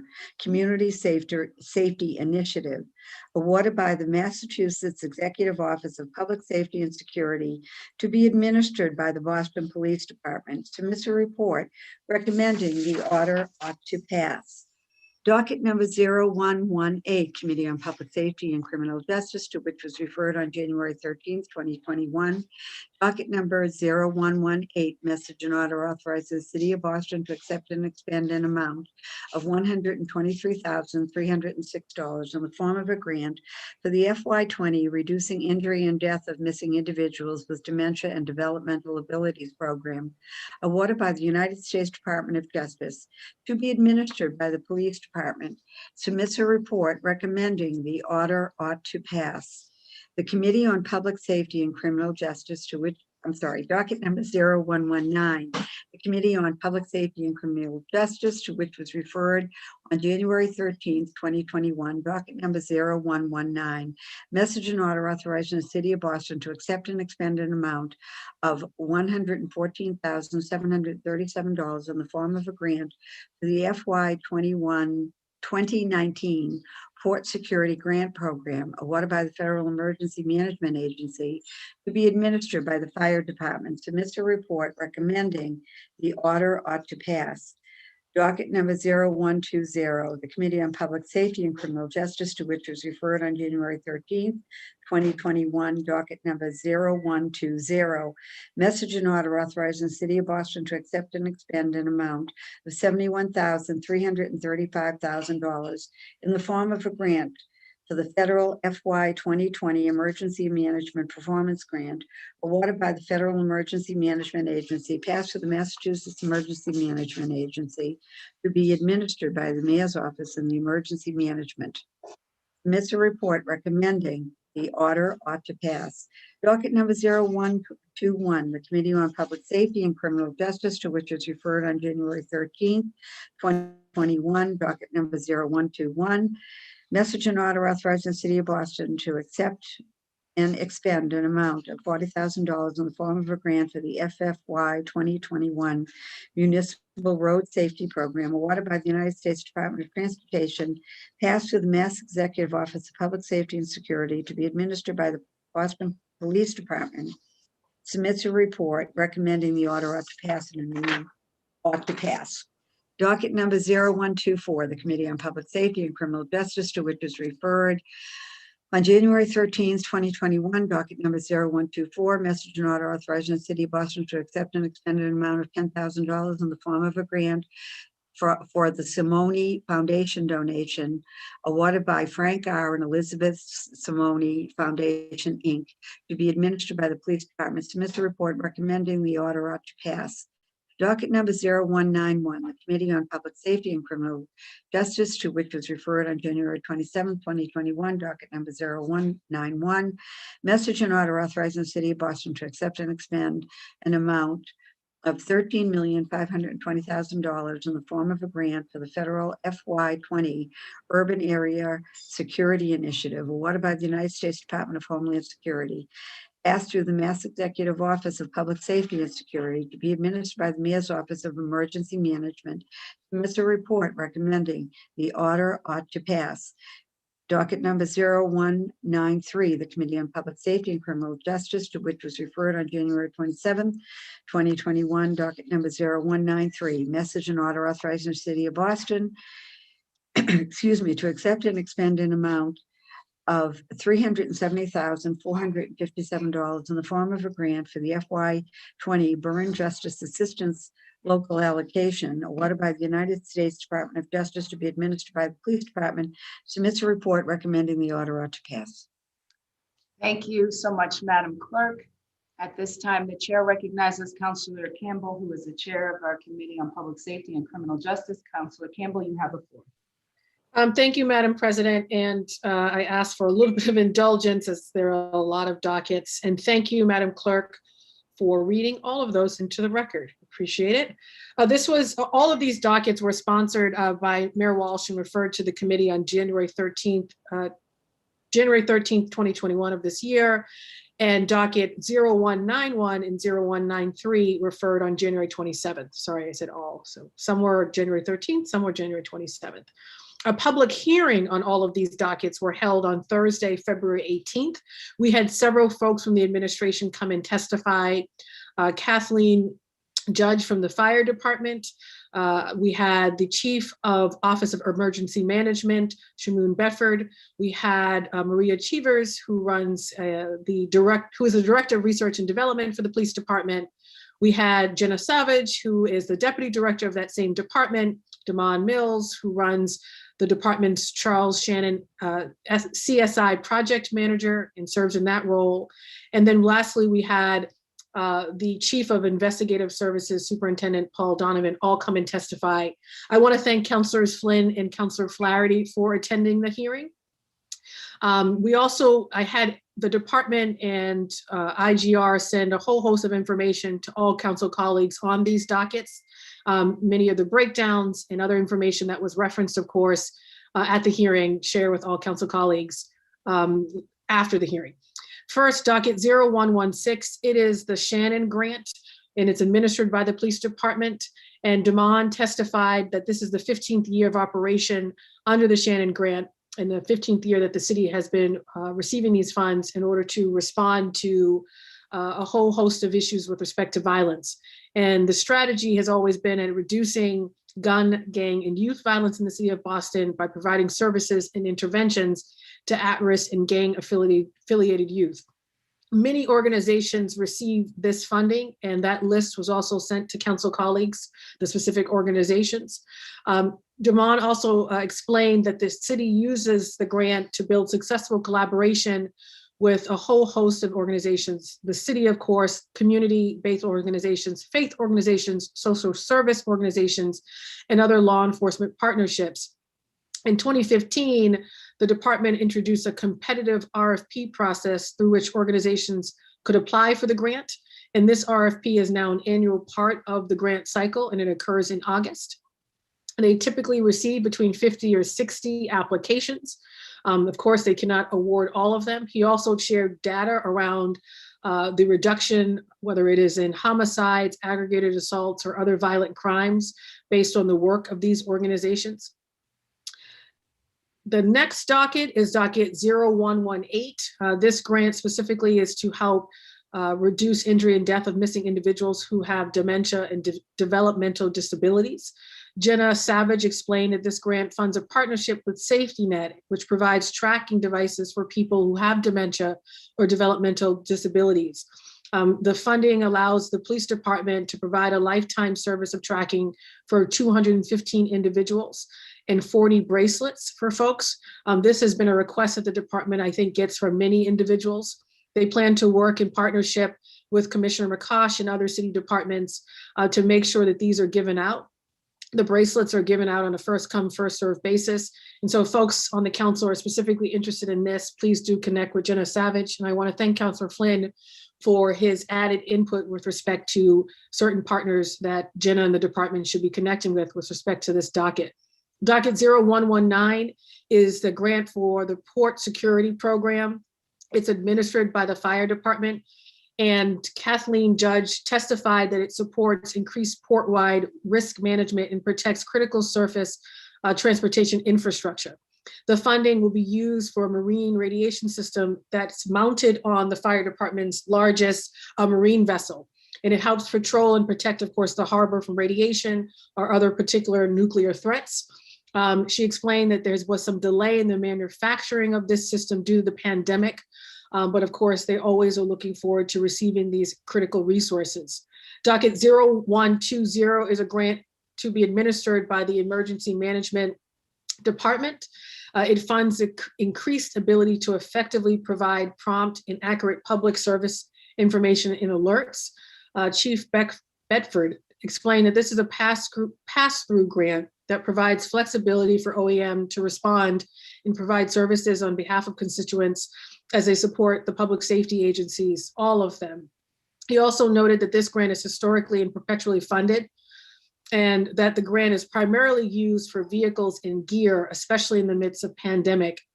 Especially in the midst of the pandemic, it's used for more of the gear purposes than in the previous years. Docket 0121 is a grant for municipal road safety, our municipal road safety program. It's also administered by the police department. It funds high visibility traffic enforcement, including but not limited to speeding and aggressive driving, distracted driving, impaired driving, and occupant protection. Maria Cheevers testified that this grant, much of it will be used for the actual devices and the speed guns that the department needs and has been requesting, actually, I think, for some time. And so they actually were looking forward to receiving these dollars specifically for traffic enforcement measures and work. And lastly, I think actually we have two more. Let me just make sure I have my numbers right. So Maria testified on docket 0121. 0124 is a donation from the Simone Foundation, relatively small amount. It supports the work of the police department's homicide unit. And Superintendent Donovan explained that the donation would be used to advance the mission, of course, of the homicide unit, specialized training. He also brought up the importance, of course, of working on unsolved homicides and supporting the work of that specific squad, including new genetic genealogy testing, which is critically important to their work. And so they were excited, of course, to receive this amount and look forward to using it in the department for these purposes. Docket 0191 is a grant for the Urban Area Security Initiative to be administered by OEM. The grant will fund continued support for planning exercises, training, and operations to build regional capacity. Boston works with neighboring regions on this to prevent, respond, and recover from threats or acts of terrorism, chemical, biological, radiological, nuclear, or explosive incidents. There was a long testimony from Chief Bedford about this grant, which has been received for over 20 years. And it provides OEM with most of the resources. They actually only get a small percentage from the city of Boston's operating budget to do their work. And the city's primary public safety disciplines, of course, include making sure that we are always ready for any potential security threats. This fund, of course, is granted to help Boston lead the way in working with the region, which includes working with Brookline, Cambridge, Chelsea, Everett, Quincy, Revere, Somerville, and Winthrop. And the city of Boston serves as the administrative support and the fiduciary for these funds. Docket 0193 is a grant from the Burn Justice Assistance Grant Local Allocation. It is administered also by the police department. It is used to fund domestic violence management analysis for the Family Justice Center, which is critically important. Also a hub coordinator and a technology coordinator for various data collections. Specifically on this grant, there was much advocacy done, including with my office and the committee, around how we expand the hub models that exist in East Boston and Jamaica Plain into other parts of the city. And the hub model involves having a whole group of stakeholders, not just law enforcement, but community-based organizations, other state agencies, residents as well, sitting at a round table and reviewing cases and looking at patterns to try to, of course, reduce incidents of violence, substance abuse, homelessness, or any other type of case that police officers have to deal with in a community. It's a proven model of success that started in Chelsea, obviously exists in the city of Boston currently. And so there was much work to try to expand that model to other parts of the city of Boston. And one way to do that was to actually have a coordinator who would be able to do that. And so there was extensive testimony on that. As chair of the Committee on Public Safety and Criminal Justice, I'm seeking that these dockets be, of course, removed from the committee to the full council, and I'm recommending that all dockets ought to pass. Thank you, Madam President, and thank you to my council colleagues for the indulgence. Thank you so much, Councilor Campbell, for those reports. We're going to take these votes separately, Madam Clerk, and you're still on mute. So as we've heard, Councillor Campbell seeks acceptance of all of the committee reports. We will take them individually. And Madam Clerk, I'm just going to ask you to just keep. Certainly. Docket 0116, please. Terrific. Thank you. Docket 0116, Councilor Arroyo. Yes. Councilor Arroyo, yes. Councilor Baker. Yes. Councilor Baker, yes. Councilor Bach. Yes. Councilor Bach, yes. Councilor Braden. Yes. Councilor Braden, yes. Councilor Campbell. Yes. Councilor Campbell, yes. Councilor Edwards. Councilor Edwards. Yeah. Yes. Yes. Councilor Asabi George. Yes. Councilor Asabi George, yes. Councilor Flaherty. Yes. Councilor Flaherty, yes. Councilor Flynn. Yes. Councilor Flynn, yes. Councilor Janey. Yes. Councilor Janey, yes. Councilor Mejia. Yes. Councilor Mejia, yes. Councilor O'Malley. Yes. Councilor O'Malley, yes. And Councilor Wu. Yes. Councilor Wu, yes. Madam President, docket number 0116 has received a unanimous vote. Docket number 0118, Councilor Arroyo. Yes. Councilor Arroyo, yes. Councilor Baker. Yes. Councilor Baker, yes. Councilor Bach. Yes. Councilor Bach, yes. Councilor Braden. Yes. Councilor Braden, yes. Councilor Campbell. Councilor Campbell. Yes, I was on mute. Sorry about that. No, I tried to do it. I know. Councilor Edwards. Yes. Councilor Edwards, yes. Councilor Asabi George. Yes. Councilor Asabi George, yes. Councilor Flaherty. Yes. Councilor Flaherty, yes. Councilor Flynn. Yes. Councilor Flynn, yes. Councilor Janey. Yes. Councilor Janey, yes. Councilor Mejia. Yes. Councilor Mejia, yes. Councilor O'Malley. Yes. Councilor O'Malley, yes. Councilor Wu. Yes. Councilor Wu, yes.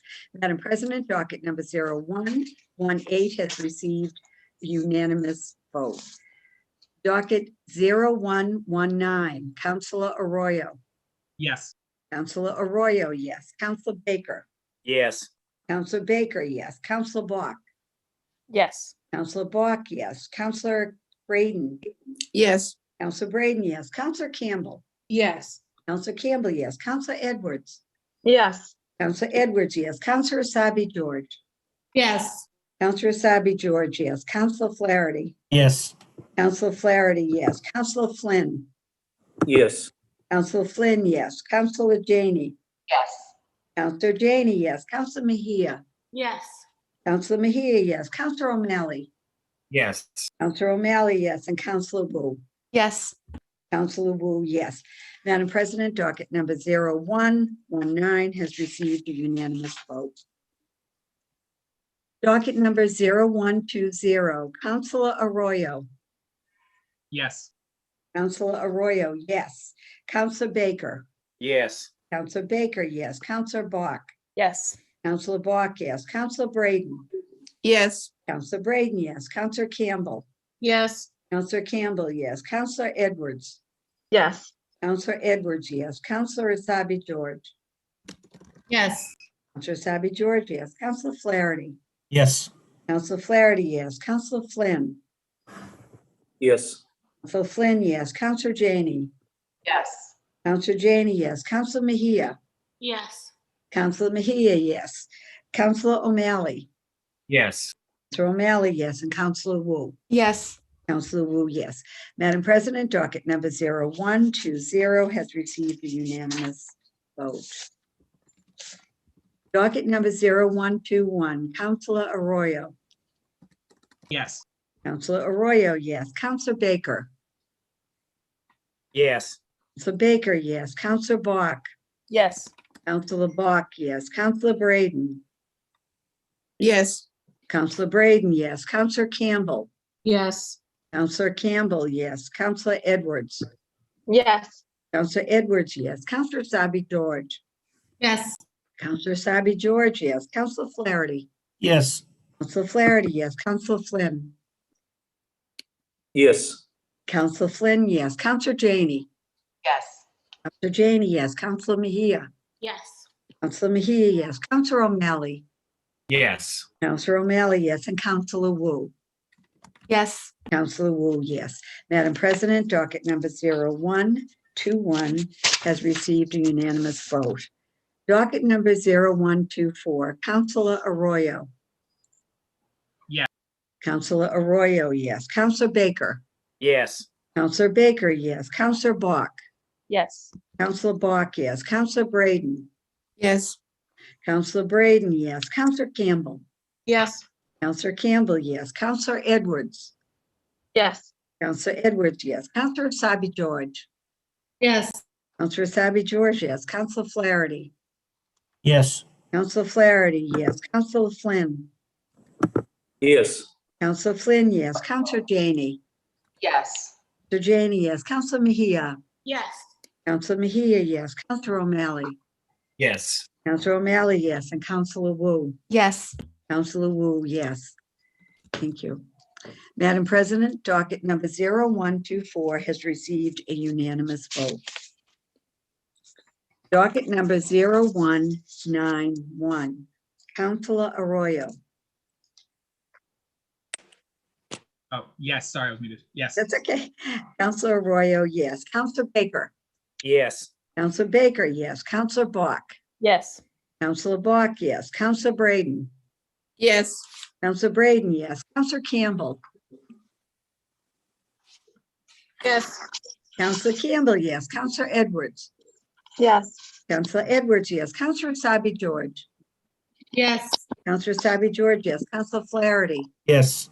Counselor Flaherty, yes. Counselor Flynn. Yes. Counselor Flynn, yes. Counselor Janey. Yes. Counselor Janey, yes. Counselor Mejia. Yes. Counselor Mejia, yes. Counselor O'Malley. Yes.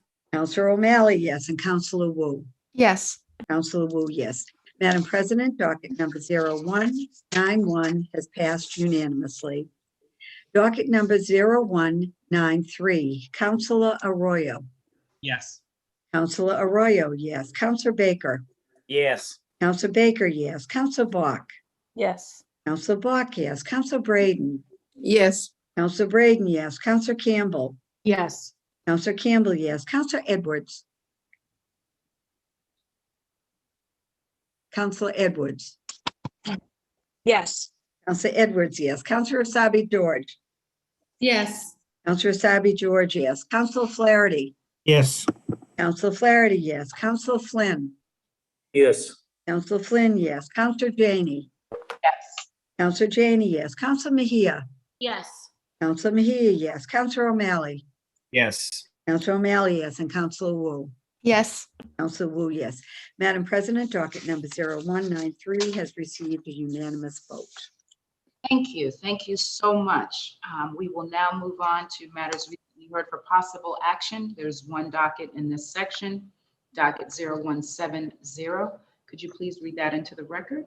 Certainly. Docket 0170, order for hearing regarding the governance structure of the Boston School Committee. Thank you so much. At this time, the chair recognizes Counselor Edwards. Counselor Edwards, you have the floor. So, Madam President, if I could just interject, that was a misprint in the agenda for today. Docket 0170 is actually a hearing on the Boston Student Advisory Council.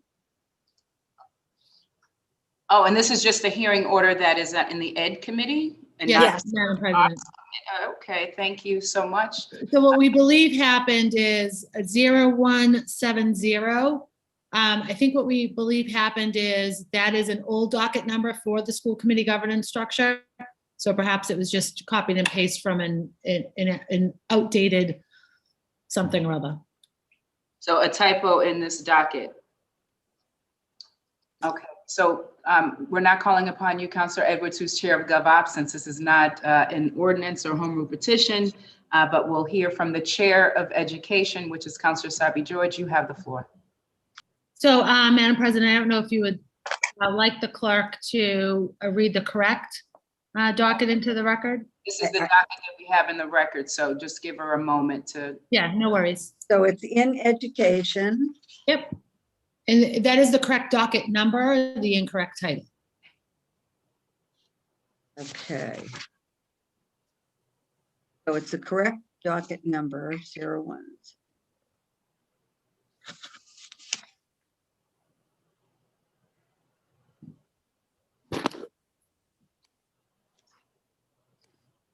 Oh, here it is. In the Committee on Education, docket 0170, sponsored by Councillor Sabi George, an order for hearing regarding the work of the Boston Student Advisory Council in the policy agenda. It was filed on January 13th, 2021, to a hearing on 2/23/21. I don't know who sent that to us. Yeah, sorry. No worries, Madam Clerk. Thank you so much. Councilor Sabi George, you have the floor. Yeah, no worries. Again, thank you, Madam President. Yesterday, we had an excellent hearing learning from the students of the Boston Student Advisory Council and their policy agenda for the year. I'd like to thank Councilors Braden, Campbell, Mejia, Arroyo, Flaherty, Flynn, and Bach for attending this hearing.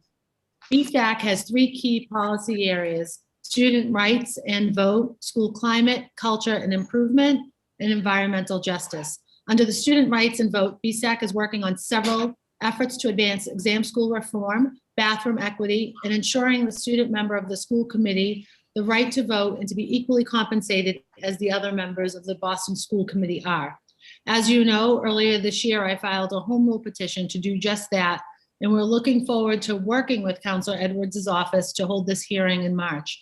I strongly encourage everyone to watch this robust hearing and the question and answer section. We also covered efforts to improve communication and engagement with students and families across the district, the importance of ethnic studies, restorative justice practices with student resource officers, reducing language barriers across the district, and normalizing multilingual practices, mental health resources, school budgets, budget literacy, and information justice. As you can see, it was a robust presentation by the students in a hearing. I deeply hope that it becomes a council tradition to hold a BSAC policy agenda hearing annually.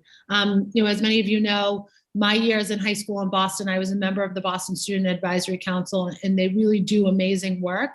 And so grateful for their presentation to us yesterday. And you Thank you, Madam President. Thank you. And you recommend that this stay in committee, I assume? Yes, Madam President, thank you. Yes, thank you so much. Docket 0170 will remain in the Committee of Education. If you recall, the first docket under motions, orders, and resolutions, we have already adopted that. That was a resolution from Councilor Edwards. So we will move on to docket 0356. Madam Clerk, could you please read it into the record? Certainly. Docket 0356, Councilor Mejia offered the following order for hearing on community voice impact advisory groups. Thank you so much. The chair recognizes Councilor Mejia. Councilor Mejia, you have the floor. Thank you, Madam President. In every agency, in every department in the city of Boston, we have a responsibility to ensure that the people play an active and critical role in decision-making. People aren't obstacles to the work. They're the ones who should be collaborating with to get the work done. When Mayor Menino signed the executive order establishing impact advisory groups back in 2000, the intention was to collaborate with people on large development projects. 21 years down the line, however, we found that we need to shine a light on the IAG process and figure out how civic voice is actually being used. We've heard directly from constituents who have reported that IAGs have not been representative of their neighborhood, that nominees have not made their way into the panel, and that the entire process feels fake, like their concerns are not being taken serious. Our office has partnered closely with several constituents on this issue to make sure that the community voice is prioritized from the ground up. One constituent, Jenna, told our office it's crucial that we take meaningful steps to ensure diversity that truly reflects our communities on IAGs and break down the barriers to participation for those who are most impacted by new development. That is the work that is ahead of us. And I look forward to this hearing and finding meaningful ways that we can all do a better job of bringing the people into our work. So really just wanted to also thank my Director of Policy, Jacob de Beaucourt, for his hard work on this issue, and also want to bring to light that even when, as a counselor, when I would get emails about recommendations in terms of who I want to nominate, even that whole process seems to be a little bit, I think we could do a better job at communicating the amount of time we're asking people to participate in, and also if we're really serious about maybe removing barriers, that I think that we also need to be super mindful of resources and making sure that translation and interpretation are not a barrier to engagement and childcare, all that stuff. So we have a lot of work to do on this to ensure that everybody is heard. So looking forward to the hearing. Thank you. Thank you, Councilor Mejia. Not seeing any other discussion, a show of physical hands. Councilor Brady, did you want to speak to that? Or is that? Yes. Thank you, Madam Chair. I'd like to take a few moments to speak to this issue. Our office has also received feedback and concerns from community members regarding the composition of IAGs and the Article 80 project review process. It is really important that we ensure that the IAGs are composed of community members who represent the interests of the neighbourhood and neighbourhood residents at large. Sadly, an IAG is a very select group of people. It's sometimes 6 or 8, up to maybe 10, maybe a big project, 15 people. We have made concerted efforts to do outreach to try and identify IAG members in the immediate area, and it is a challenge because very often IAG meetings are held at a time when family, if you're taking care of children or have family commitments, it's very difficult to participate. So even when individuals may be motivated and want to participate in that process, it's very difficult to get times at work, and very often they decline the invitation. The IAG composition has been a point of contention, particularly in the large scale Article 80 development process.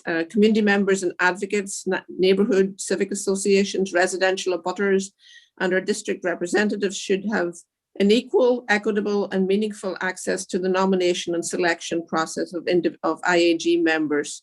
Very often we don't know who the IAG members are until the first meeting. Even as elected officials, we don't know who the IAG members are until the beginning of the first meeting. I also feel the other part of that is very important to raise up is the community voice is not just about IAG members. The community needs to be fully represented. And it's vitally important that public members of the public who attend IAG meetings and also public meetings are able to fully participate in the discussion and have their views heard in the context of a project review process. We are seeing particular challenges in the context of COVID, where in some cases, IAG members don't know who else is in the room. Community members who attend the meetings do not know who else is in the room. If it was a public meeting, you could stand and you could look around and you could hear your neighbors. You could talk to your neighbors. You could share your concerns with your neighbors. And in these meetings in the context of COVID on Zoom, it's really, really difficult to get a full sense of the community feeling, the spirit of the meeting, so to speak, to really hear from the neighbors, to hear from the IAG members. And I really feel that I welcome this discussion. I look forward to participating in it to try and improve the IAG process. Thank you so much. Thank you for your time. Thank you so much, Councilor Brady. You want to add your name, I assume? Thank you, Madam Chair. Yes, please. Yes, and a show of physical hands for others who would like to add their name. Madam Clerk, if you could please add Councilor Flynn, Councilor Sabi George, Councilor Arroyo, Councilor Campbell, Councilor Wu, Councilor Edwards, Councilor Flaherty, Councilor Bach. Did I get everyone who would like to add their name? Please also add the chair, Docket 0356 will be referred to the Committee on Planning, Development, and Transportation. We'll move on to docket 0357, Madam Clerk. Madam Clerk, I'm sorry, you're on mute. No worries. All right. I think I'm going to stop muting it because I can never remember that it's muted. No worries. Thank you. Usually it's me. Go. Thank you, Madam President. Docket 0357, Councilor Wu offered the following order for hearing regarding worker cooperatives. Thank you so much. The chair recognizes Councilor Wu. Councilor Wu, you have the floor. Thank you, Madam President. First, I would like to make, I think, two motions in quick succession.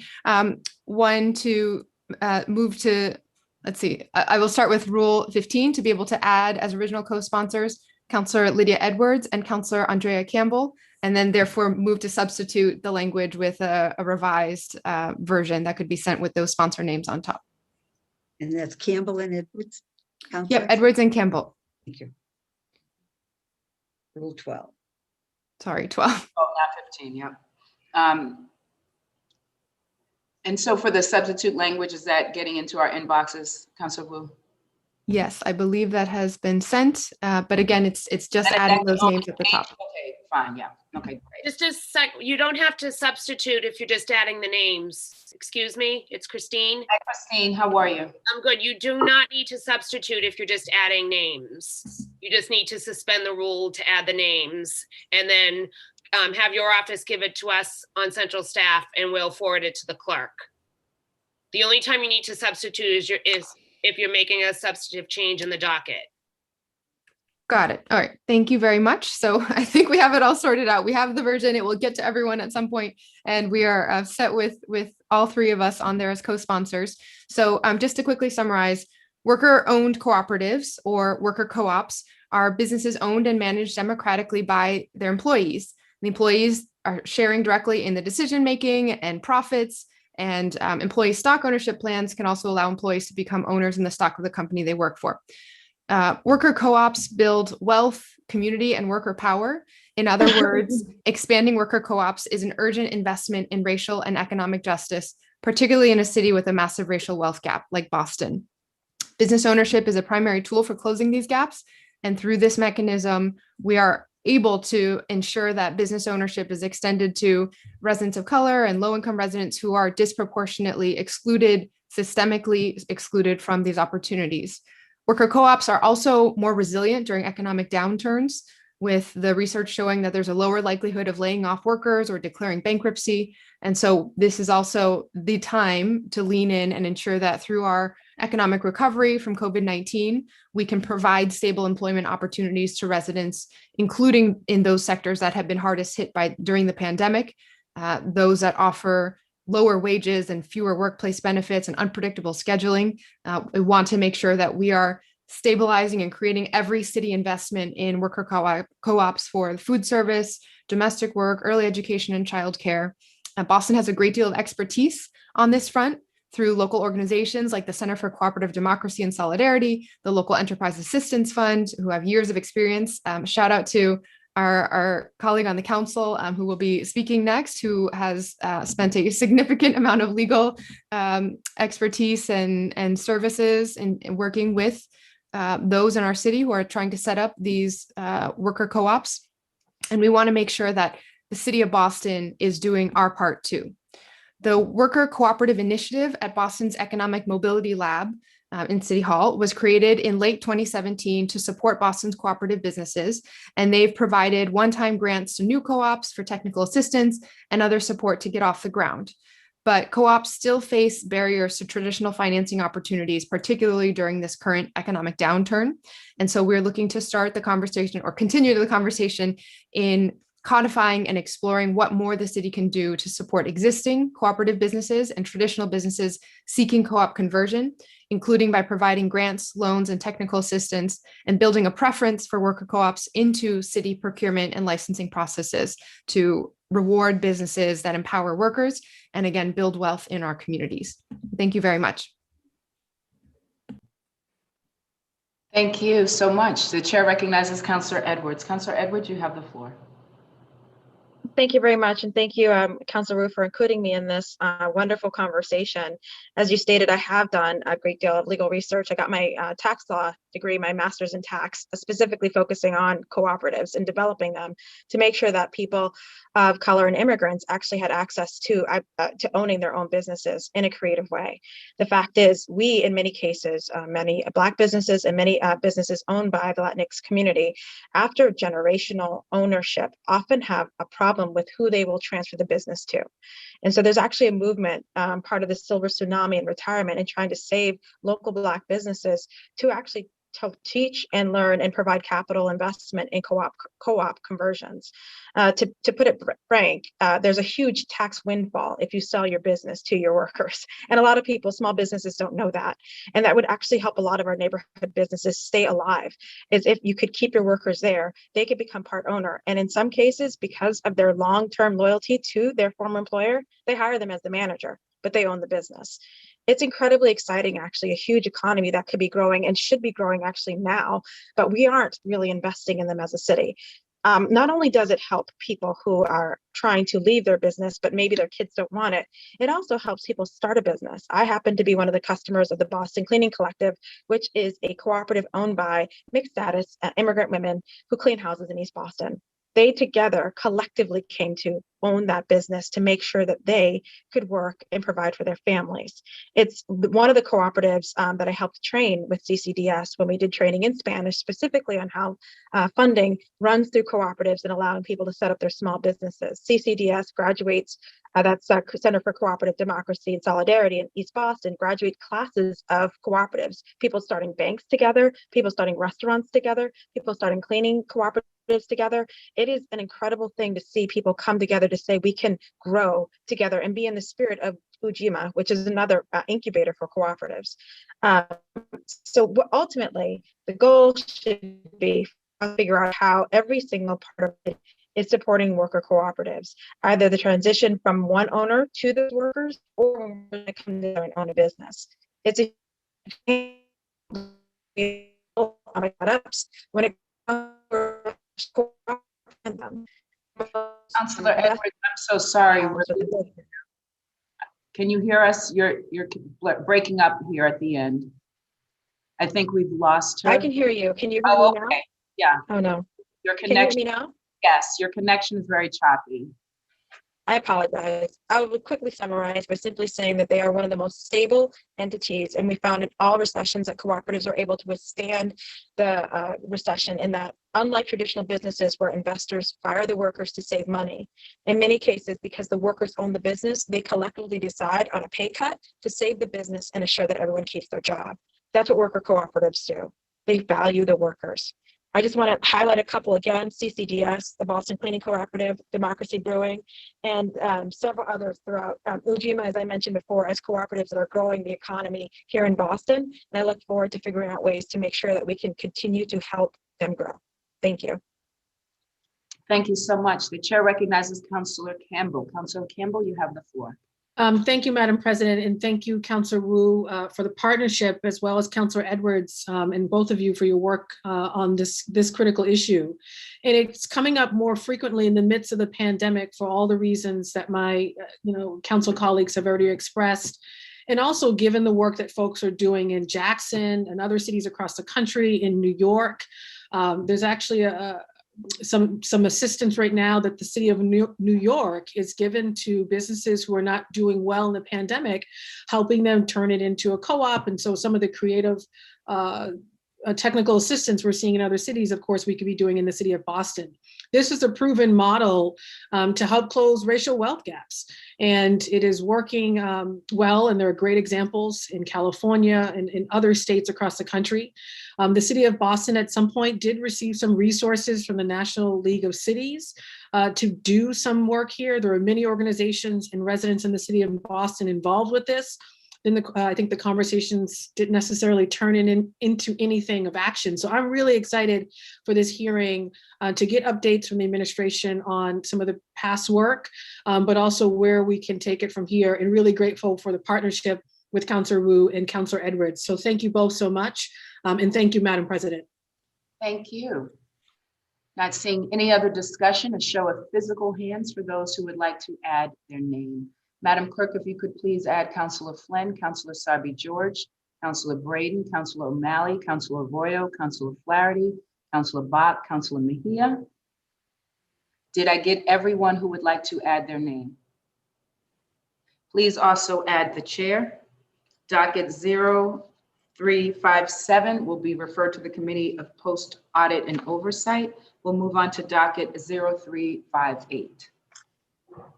Docket 0358, Councilor Campbell offered the following order for hearing regarding summer learning opportunities and summer planning for the 2021-2022 school year for Boston Public Schools. Thank you so much. The chair recognizes Councilor Campbell. Councilor Campbell, you have the floor. Thank you, Madam President, and thank you, Madam Clerk. It's been almost a full year, of course, since most Boston Public Schools were learning in their classrooms. And we know the vast majority of students have suffered academically, socially, and emotionally during this time, with students with special needs and our English learners facing the most pronounced learning losses. And as we get more reports, we definitely are seeing that there will be an incredible academic loss. And of course, this isn't just having an effect on our students, it's also having an effect on our teachers, our school leaders, and staff as well. We must do everything in our power, of course, to ensure that schools can reopen safely this year so that every family has the option to send their students back in person. But we also have to make sure that we are helping our students make up for this lost time in the classroom. Summer learning, or as some refer to as the fifth quarter, always has served students who need supplemental instruction and support. And so the question is, how do we use this time this summer to expand such programming to get students what they need? Academic instruction and tutoring, meals, safe and structured physical activities, and other opportunities to safely engage with their peers. All of these options should be explored. The summer months are also an opportunity for us to offer our school leaders, teachers, and staff the time to prepare for the next year. And as we, of course, look to come out of this pandemic, it's going to be critically important that we use the summer months to allow for great planning for the fall, but also to create the space for our teachers, school leaders, and staff at the district level as well to be able to plan for the future. The proposed FY 2022 BPS budget calls for $4.5 million in tutoring, vacation, summer programming, but the specifics, of course, of those investments remain unclear, so we still have to figure out what the district's intentions are there. I know from talking to educators and families that many did not feel that the district used the summer last year as an opportunity to adequately prepare for the year ahead. And so this is an opportunity to do something different this summer. So I'm looking forward to holding a hearing really quickly to begin to, of course, make sure that every student and family has access to whether it's tutoring, academic supports, or other opportunities for their young people over the summer, but also to plan ahead to use those summer months to plan for the fall. So I look forward to engaging, of course, each and every one of my council colleagues, students, educators, families, and community organizations that work with our schools and our families as well. Thank you, Madam President. Thank you so much. The chair recognizes Councilor Mejia. Councilor Mejia, you have the floor. Thank you, Madam President. I just want to commend the maker of this hearing and add my name and support. And I also just want to note that this whole idea of the learning loss, we already know that most of our students were already behind before COVID. And as a result of COVID, we have seen those discrepancies bubble up. And I think now more than ever, we need to be hyper focused on making sure that our kids, we can close that gap. I'll just speak from my own personal experience. I got an email from the district because my own daughter is falling behind, and now they're gonna offer her this program where she can accelerate her learning. But that's not the case for, I'm not sure how she ended up getting selected, and I just worry about that selection process and so many other parents who may not have access to that information. And so having this hearing, really thinking about the loss especially those students who have already experienced significant loss to begin with. I think I just wanted to just go on record in full support of this hearing and looking forward to hearing from the district about what their plans are for the summer and for our kids. Thank you. Thank you so much. The chair recognizes Councillor Bach. Councillor Bach, you have the floor. Thank you, Madam President. I'll be brief because I know we have a long agenda. I just want to also thank Councillor Campbell for filing this and say that, in my office, we've been working closely with particularly students at the Tobin Elementary and Middle School in my district. And we've really been seeing, especially when it comes to, our English language learners, our families with special needs, our families, we've got a lot of homeless students at the Tobin. We're really seeing a lot of challenges and a lot of issues with the internet and distractions in households. So I think this is really something that we haven't really even begun to put our arms around what the impact is. And I think it's something that needs a lot of attention from us. And I also think it's something where we really need to be focusing on our community-based organizations that already do this work every summer to sort of be part of this conversation and think about how we scale up some of the people who we know have a track record of working with our students, who have our students' trust and can be part of the solution here. So excited about this conversation and also excited about pairing it with the conversation about the sort of special federal funds that have come to the district to help deal with exactly this challenge. Because I think we do have a significant pot of money there, and something we discussed in our Ways and Means hearing a couple of weeks ago is that that's something that the council does need to have budget oversight over. So looking forward to the conversation, and thanks to the maker, and please add my name. Thank you. The chair recognizes Councillor Sabi George. You have the floor. Thank you very much, Madam President, and please add my name to this hearing order. I think it's certainly an important issue and one that is an important one for us to discuss. We do have, and through the chair to the maker, we do have a number of hearings scheduled in the coming weeks around education, and in particular around the reopening plan. So perhaps we could work in cooperation to see if we can grab, if not the full hearing order, pieces of this for that session. I do think it's incredibly important and something that we must move with certain urgency. I would also note that the district is working on their retention plan, which involves, at least from my perspective, should involve, I suppose I should say, some hope in the district looking towards a direction that discusses summer and extended school year opportunities for our youth, as there's been a tremendous amount of additional learning loss, to Councilor Mejia's point about the loss that exists under normal circumstances, never mind during this unfortunate period of time. So please add my name. Thank you, Madam President, and thank you to the maker for this hearing order. Thank you so much. Seeing no other Zoom hands, hearing no other discussion, a show of physical hands for those who would like to add their name. Madam Clerk, if you could please add Councilor Flynn. You already have Councilor Sabi George, Councilor Braden, Councilor Edwards, Councilor Wu, Councilor Flaherty, Councilor Arroyo, Councilor O'Malley, Councilor Mejia, and I believe you already have Councilor Bach. Please also add the chair. Did I get everyone who wants to add their name? Thank you. Docket 0358 will be referred to the Committee of Education. We'll move on to docket 0359. Docket 0359, Councilor Campbell offered the following order for hearing regarding the status of universal pre-K given the COVID-19 pandemic. Thank you so much. The chair recognizes Councilor Campbell. Councilor Campbell, you have the floor. Thank you, Madam President, as I switch to my other desk. So this hearing, looking forward to this hearing as well. We already know that early education, of course, and childcare are absolutely essential to setting up our young people for success, not only in school, but also their careers. And it's also essential, of course, to our families and to our economy.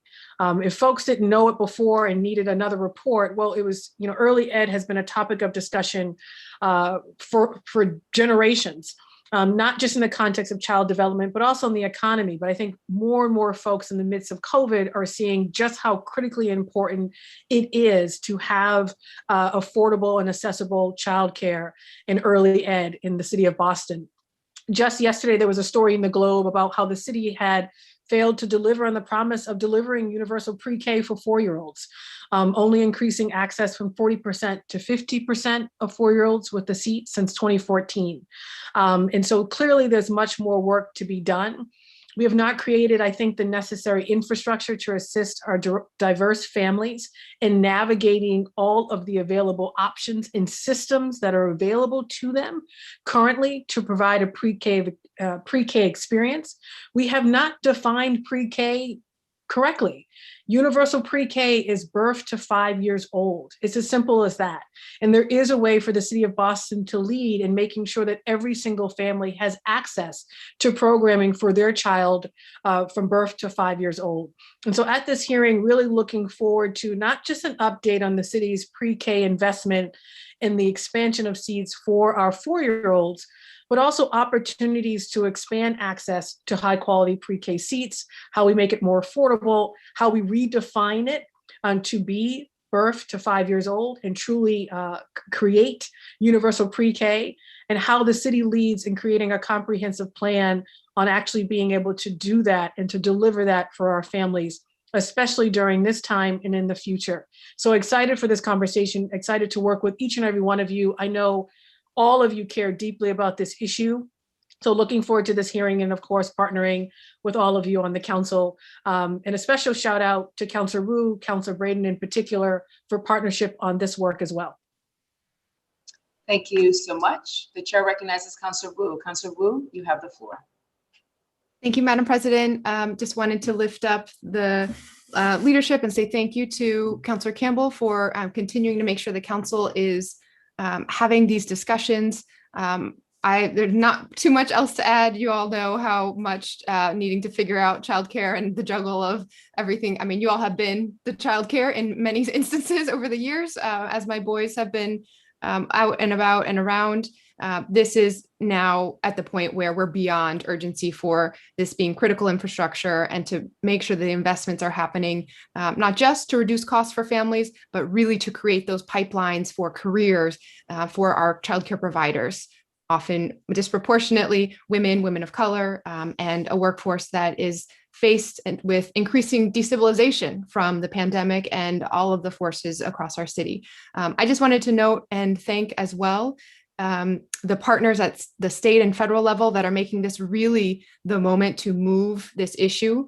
A landmark bill was filed at the State House by our own, Boston's own State Rep Adrian Modero, along with Rep Gordon, as well as Senators Lewis and Moran, that would transform the ability for families to access affordable childcare, phase in a cap on household costs for childcare, and invest in that workforce pipeline and making sure we're creating opportunity. And then at the federal level, thanks to leadership of so many in our congressional delegation, our own Congresswoman, of course, Ayanna Pressley, along with Congresswoman Catherine Clark, pushing and seeing that President Biden has now proposed a $40 billion package for childcare providers relief.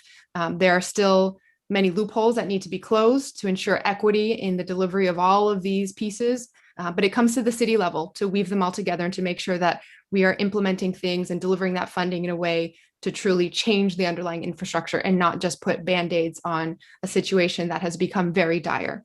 So I'm eager for us to stand up on this issue and to keep pushing for Boston to remove all barriers for working families to thrive. Thank you. Thank you so much. The chair recognizes Councilor Edwards. Councilor Edwards, you have the floor. Thank you very much. And I want to, again, just congratulate Maker on her leadership in this conversation. And I think I would just congratulate all of my colleagues who have balanced having children and being a city councilor. I am not part of that special club. Children, grandchildren, little ones in general have been part of the culture that I have been blessed to be in the city council, and it has a lot to do with the leadership here. So thank you all for making sure that's very clear that our families are welcome here and our children in any form that they come in. We know that far too many people, men and women, do not have that culture at their workplace. And in many cases, it should be incumbent upon us. And that's why I really thank the leadership to have that conversation for them and to say, what are we doing and what can we do better about making universal pre-K available. But here's the other practical things. When we did try to make it available, why didn't it work? By that, I'm not talking so much about Mayor Walsh's plan, but our zoning code, which actually did require that for buildings over 100,000 square feet, we were supposed to build childcare facilities for years in certain zoned parts of our zoning code. And we didn't. And so my question, and I hope that when we have this conversation, is if it's already part of our conversation that we were going to leverage developer dollars and developer ability to build to also get us childcare facilities. Let's look at that law, let's expand it, and let's make sure that as we continue to build into the billions of dollars worth of construction, that childcare facilities are absolutely part of that conversation. It should be no different than when we have parking requirements, and when we look at height requirements, or we look at LED requirements for the environment as well. Why isn't this part of the understood natural thing that a building or a workplace should have? So I'm excited about having this conversation. I want to thank you so much, Councillor Campbell, for your leadership. And again, to all of my fellow councillors that have brought your little ones around to remind myself and those of us without children how important it is to have a workplace that is welcoming to that. So thank you so much. Thank you. The chair recognizes Councillor Braden. Councillor Braden, you have the floor. Thank you, Madam President. It's hard to follow the eloquent proclamations of my colleagues and the importance of universal childcare.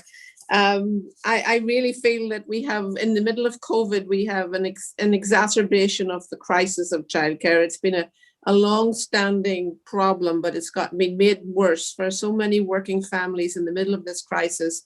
We've seen the data that women are giving up their jobs to stay home and take care of children, and so COVID has been a wrecking ball that has demolished what was left of our struggling childcare industry. So universal childcare and early education are critically important for the long-term success of our children and our families and our communities. I want to echo Councillor Edwards' passionate proclamation about the importance of planning, and when we build housing developments, we have thousands of units here in Alston Brighton. When you bring up the issue of 3-bedroom family-sized units or a childcare facility in a building, they look at you like you're from another planet. So I really feel that this is a critically important issue that we need to discuss. We need to think outside the box. We need to think about cooperative childcare options. We need to think of every possible solution that we can bring to bear on this issue so that the long-term education of early education and childcare is a priority in our city and not just an afterthought. And please add my name. Thank you. Thank you. The chair recognizes Councilor Mejia. Councilor Mejia, you have the floor. Yes, thank you, Madam President. And I also just want to thank the maker for this very important hearing. And I just kind of want to, for those who are tuning in and listening in, I just kind of want to offer everyone to kind of really understand also the impact that this has for single moms, right?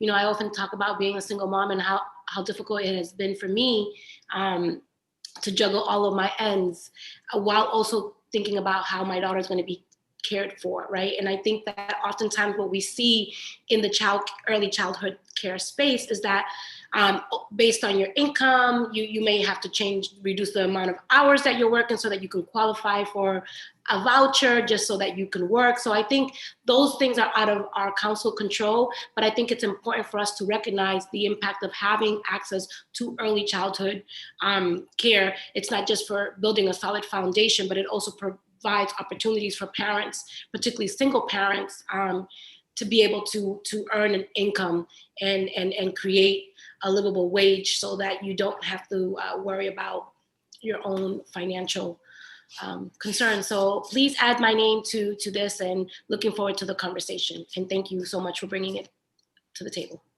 Thank you. I think that concludes our discussion. So a show of physical hands for those who would like to add their name. Madam Clerk, if you could please add Councillor Sabi George, Councillor O'Malley, Councillor Flynn, Councillor Flaherty, Councillor Voyo, Councillor Bott, Councillor Wu, Councillor Mejia, Councillor Edwards, Councillor Braden. Did I get everyone who would like to add their name? Madam Clerk, if you could also add the chair Docket 0359 will be referred to the Committee of Education. We'll move on to docket 0360. Docket 0360, Counselor Campbell offered the following order for hearing regarding services for English learners and the look. Thank you so much. The chair recognizes Counselor Campbell. Counselor Campbell, you have the floor. Thank you, Madam President, and thank you, Madam Clerk. I would like to actually add Counselor Mejia as an original co-sponsor. And I think we already sent language with this, but just wanted to. Hearing no objections, Counselor Mejia is added as an original co-sponsor. Please continue. Awesome. Thank you, Madam President. And thank you, Counselor Mejia, for your partnership. I know these issues are critically important to you, along with, of course, other council colleagues as well. And we know that Boston Public Schools is blessed. We witnessed it yesterday in our conversation with BSAC and those incredible young people, that Boston Public Schools has an incredibly diverse student population. Over 17,000 students, nearly a third of our student body, are English learner students, coming from 139 different countries and who speak a language other than English at home. Each of these students, of course, have their own unique immigrant journey, stories, and backgrounds, and they rely heavily on their school communities, not just to learn English, but to navigate a new culture, a new community, a new environment. And given the barriers we are seeing, of course, with respect to remote learning, limited access to technology, language barriers with teachers or staff, parents' limited capacity to support home learning, we know that our English learners are suffering and struggling in an incredible way. And that to successfully get out of the pandemic, we want to, of course, make sure that we're supporting this population of students. But this is also an opportunity to talk about the future in a different way and to reimagine what is possible, what the programs and initiatives could look like to support our English learner students, their teachers, their staff, their school leaders, and those families. These students, of course, including English learner students who have special needs, tend to be concentrated in what some consider the district's lower demand and lower performing schools, but they're not necessarily low quality schools. They just lack the appropriate resources and staffing to meet the needs of their students. As we plan our school reopening and have conversations about giving families the option to return their students in person, we of course want to make sure that we are doing everything in our power to address student learning loss.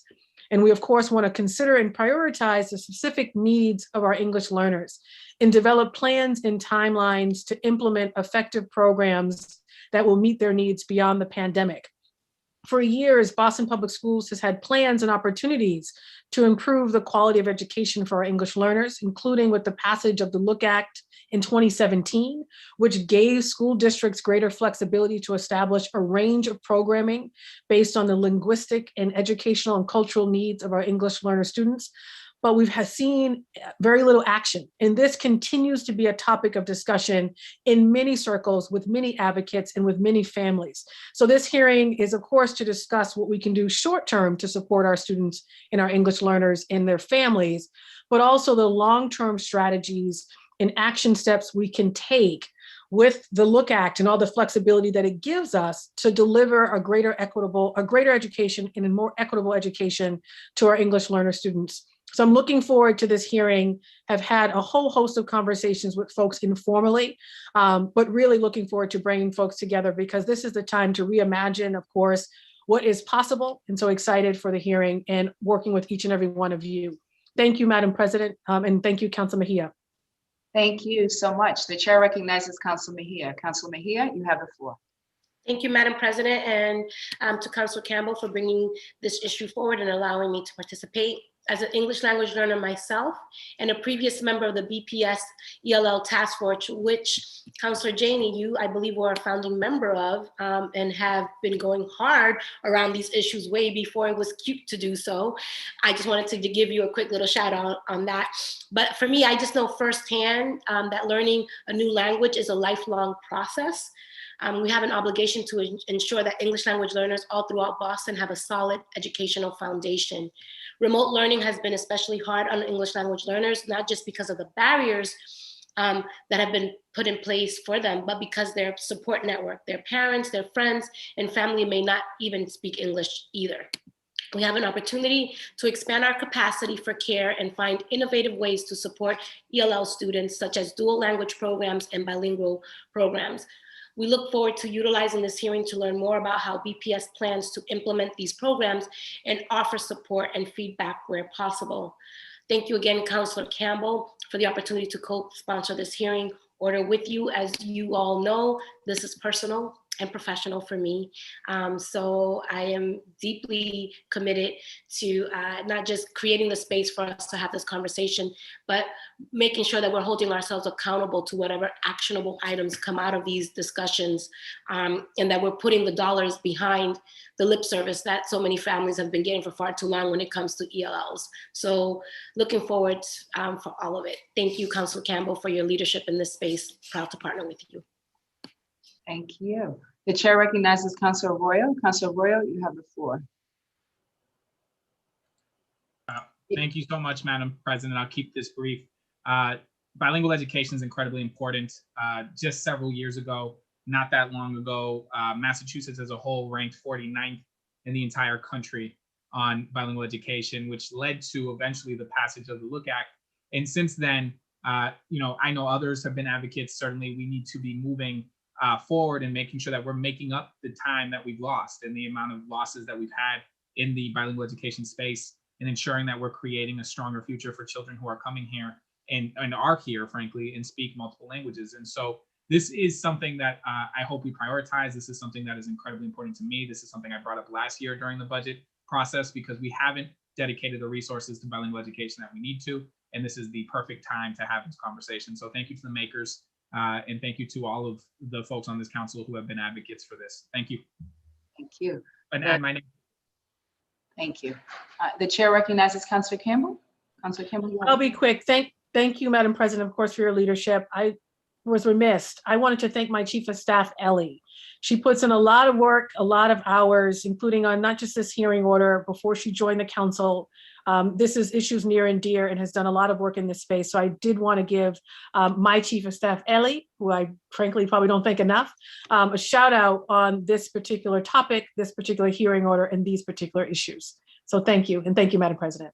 Thank you. Seeing no other discussion, a show of physical hands, please, for those who want to add their name. Madam Clerk, you could please add Councilor Sabi George, Councilor O'Malley, Councilor Braden, Councilor Wu, Councilor Bach, Councilor Edwards, Councilor Flynn. Did I get everyone who wants to add their name? Please also add the chair. Docket 0360 will be referred to the Committee of Education. And we'll move on to docket 0361. Docket 0361, Councilor Flynn offered the following order for hearing on the process for tree removals in the city of Boston. Thank you so much. The chair recognizes Councilor Flynn. Thank you, Madam President. Madam President, may I add Councilor Braden as an original co-sponsor to this hearing order? Seeing and hearing no objections, Councilor Braden is added.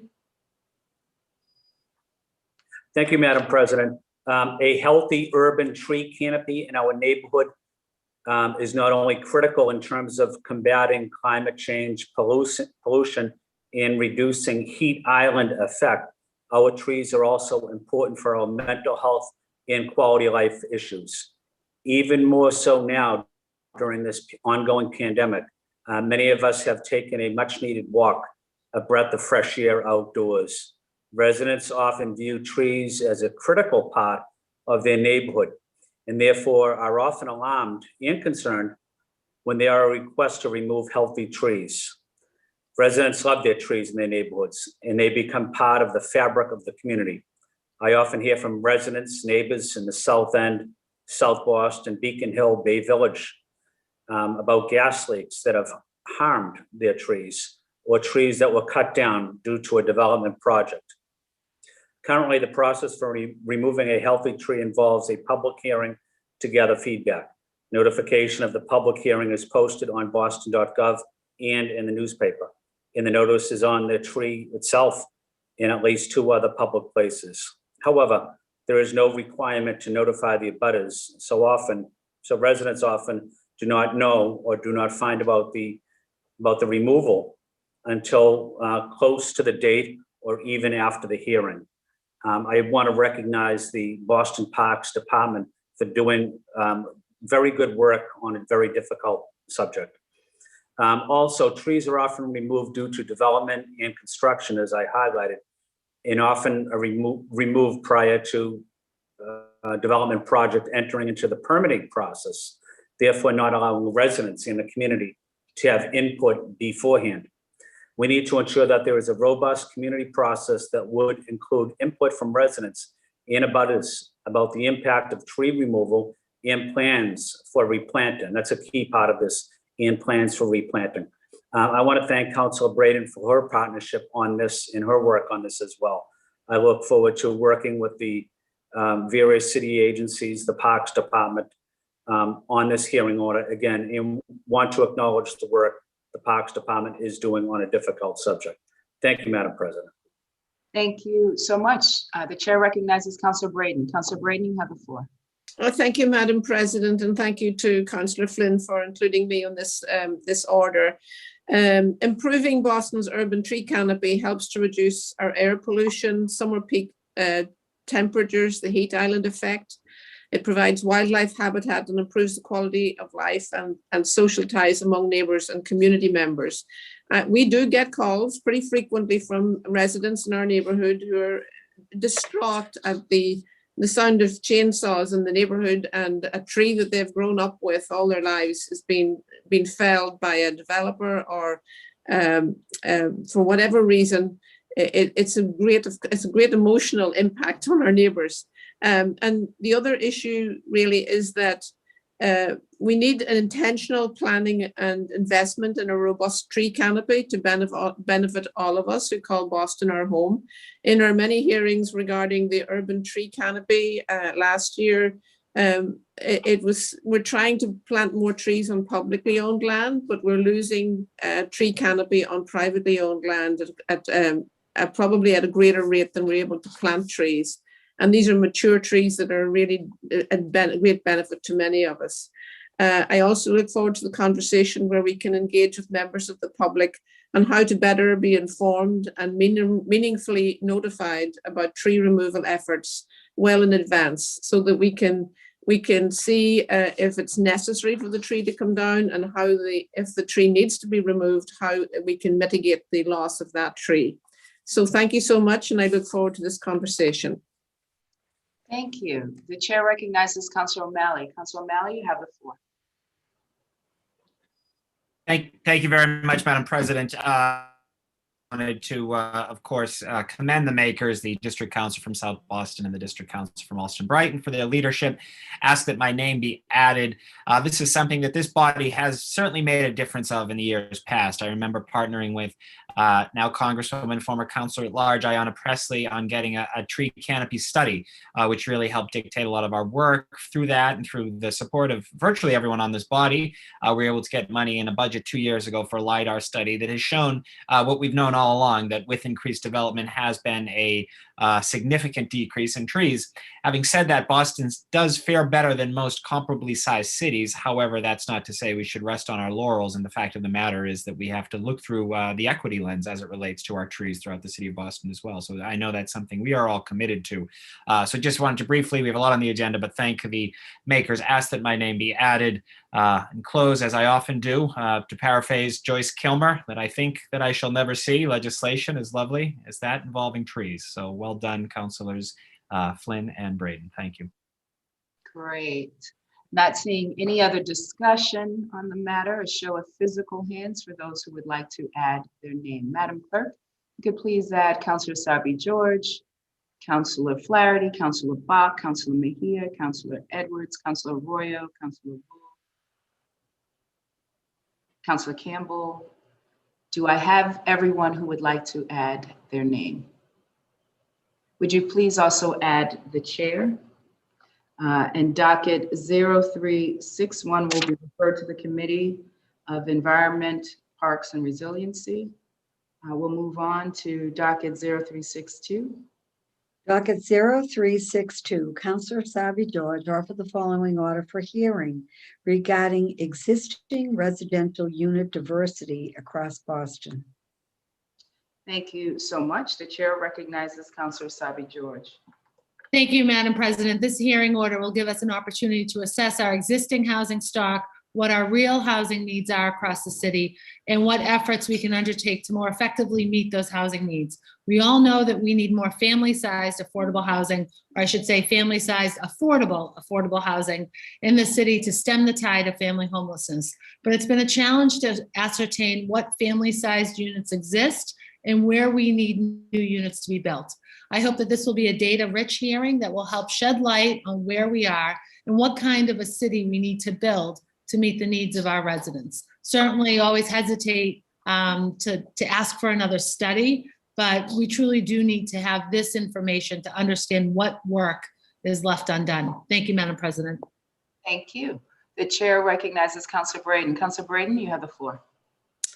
I am talking a lot today. Thank you, Madam President. I want to thank Councillor Sabi George for bringing this hearing request forward. In Alston Brighton, we've seen a tremendous growth in development over the last 10 years.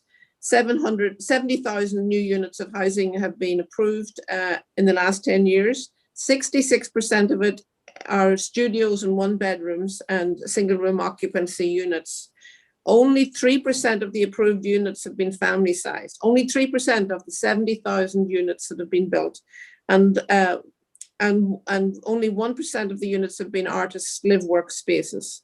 It's really important that, and family size units and the crisis in family housing was one of the issues in my maiden speech a year ago. So it's really, really important that we diversify the types of units that we're building, find ways to make these 3-bedroom units affordable for families, and really tackle this issue with some urgency. Otherwise, I fear that we will have a city that is unaffordable for families to live in. Thank you. Thank you. Not seeing any other speakers or show of physical hands. Those who want to add their name. Councilor Braden, I assume you want to add your name. Madam Clerk, if you could please add Councilor O'Malley, Councilor Braden, Councilor Arroyo, Councilor Wu, Councilor Edwards, Councilor Bach, Councilor Flynn, Councilor Mejia, Councilor Campbell. Did I get everyone who would like to add their name?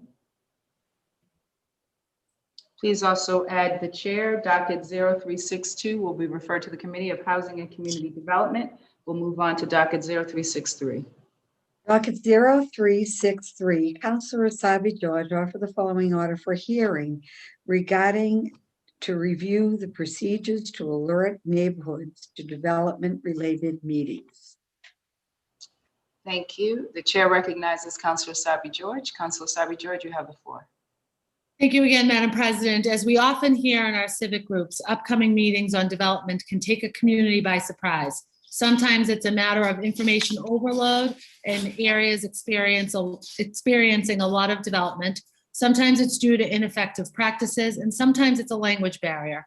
I hope that this hearing will give us an opportunity to lift up all of those issues, figure what rules as a city we are currently following and how those rules could be improved, and what we need our developers to do and our city to do to improve the notification process. I look forward to having this hearing in this year. Thank you, Madam President. Thank you. The chair recognizes Councilor Arroyo. Councilor Arroyo, you have the floor. Thank you, Madam President. I'll keep this brief. Thank you to the maker on this. This is an issue that comes up often. We all want robust community processes, and the first step to that is making sure the community is informed and actually there and able to attend and present. And I think some of this gets passed off as, you know, an unengaged community doesn't know about an event. But I think that actually shifts the blame on a system where we need to make sure that we're actually engaging and doing all that we can to ensure that folks are being informed in a real way, rather than just saying, well, if you wanted to care about this or if you knew about this, you'd be there. And so I look forward to this hearing. I look forward to hearing what we're doing to ensure that engagement. Thank you, Madam President. Thank you to the maker. Thank you. The chair recognizes Councilor Braden. Councilor Braden, you have the floor. I want to thank Councillor Sabi George once again for this hearing order. This is a critically important issue that many of our residents are extremely concerned about. Very often they don't realize that there has been a plan to develop an area until they see the fence being put round or the building demolished. We should certainly assess whether residents and community members and neighborhood civic associations are provided with meaningfully advance notice and access to participate in development-related meetings. Generally speaking, I must say that our neighborhood liaison does a good job. One of the challenges I feel is that we have, unless there's an owner occupier in every abutters within 300 feet of a proposed development are notified by mail, or not by mail. They're dropped flyers on their doorstep. If they are not owner occupiers, or they are tenants who do not speak English, or if they're an absentee landlord who doesn't live in the building, they very often they don't hear about these abutters meetings until after they've happened, or maybe they don't hear about them at all. So the question is, in the time of the COVID pandemic, as well as in the advanced, with all our digital social media, there should be other ways and additional ways to improve communication with our community members.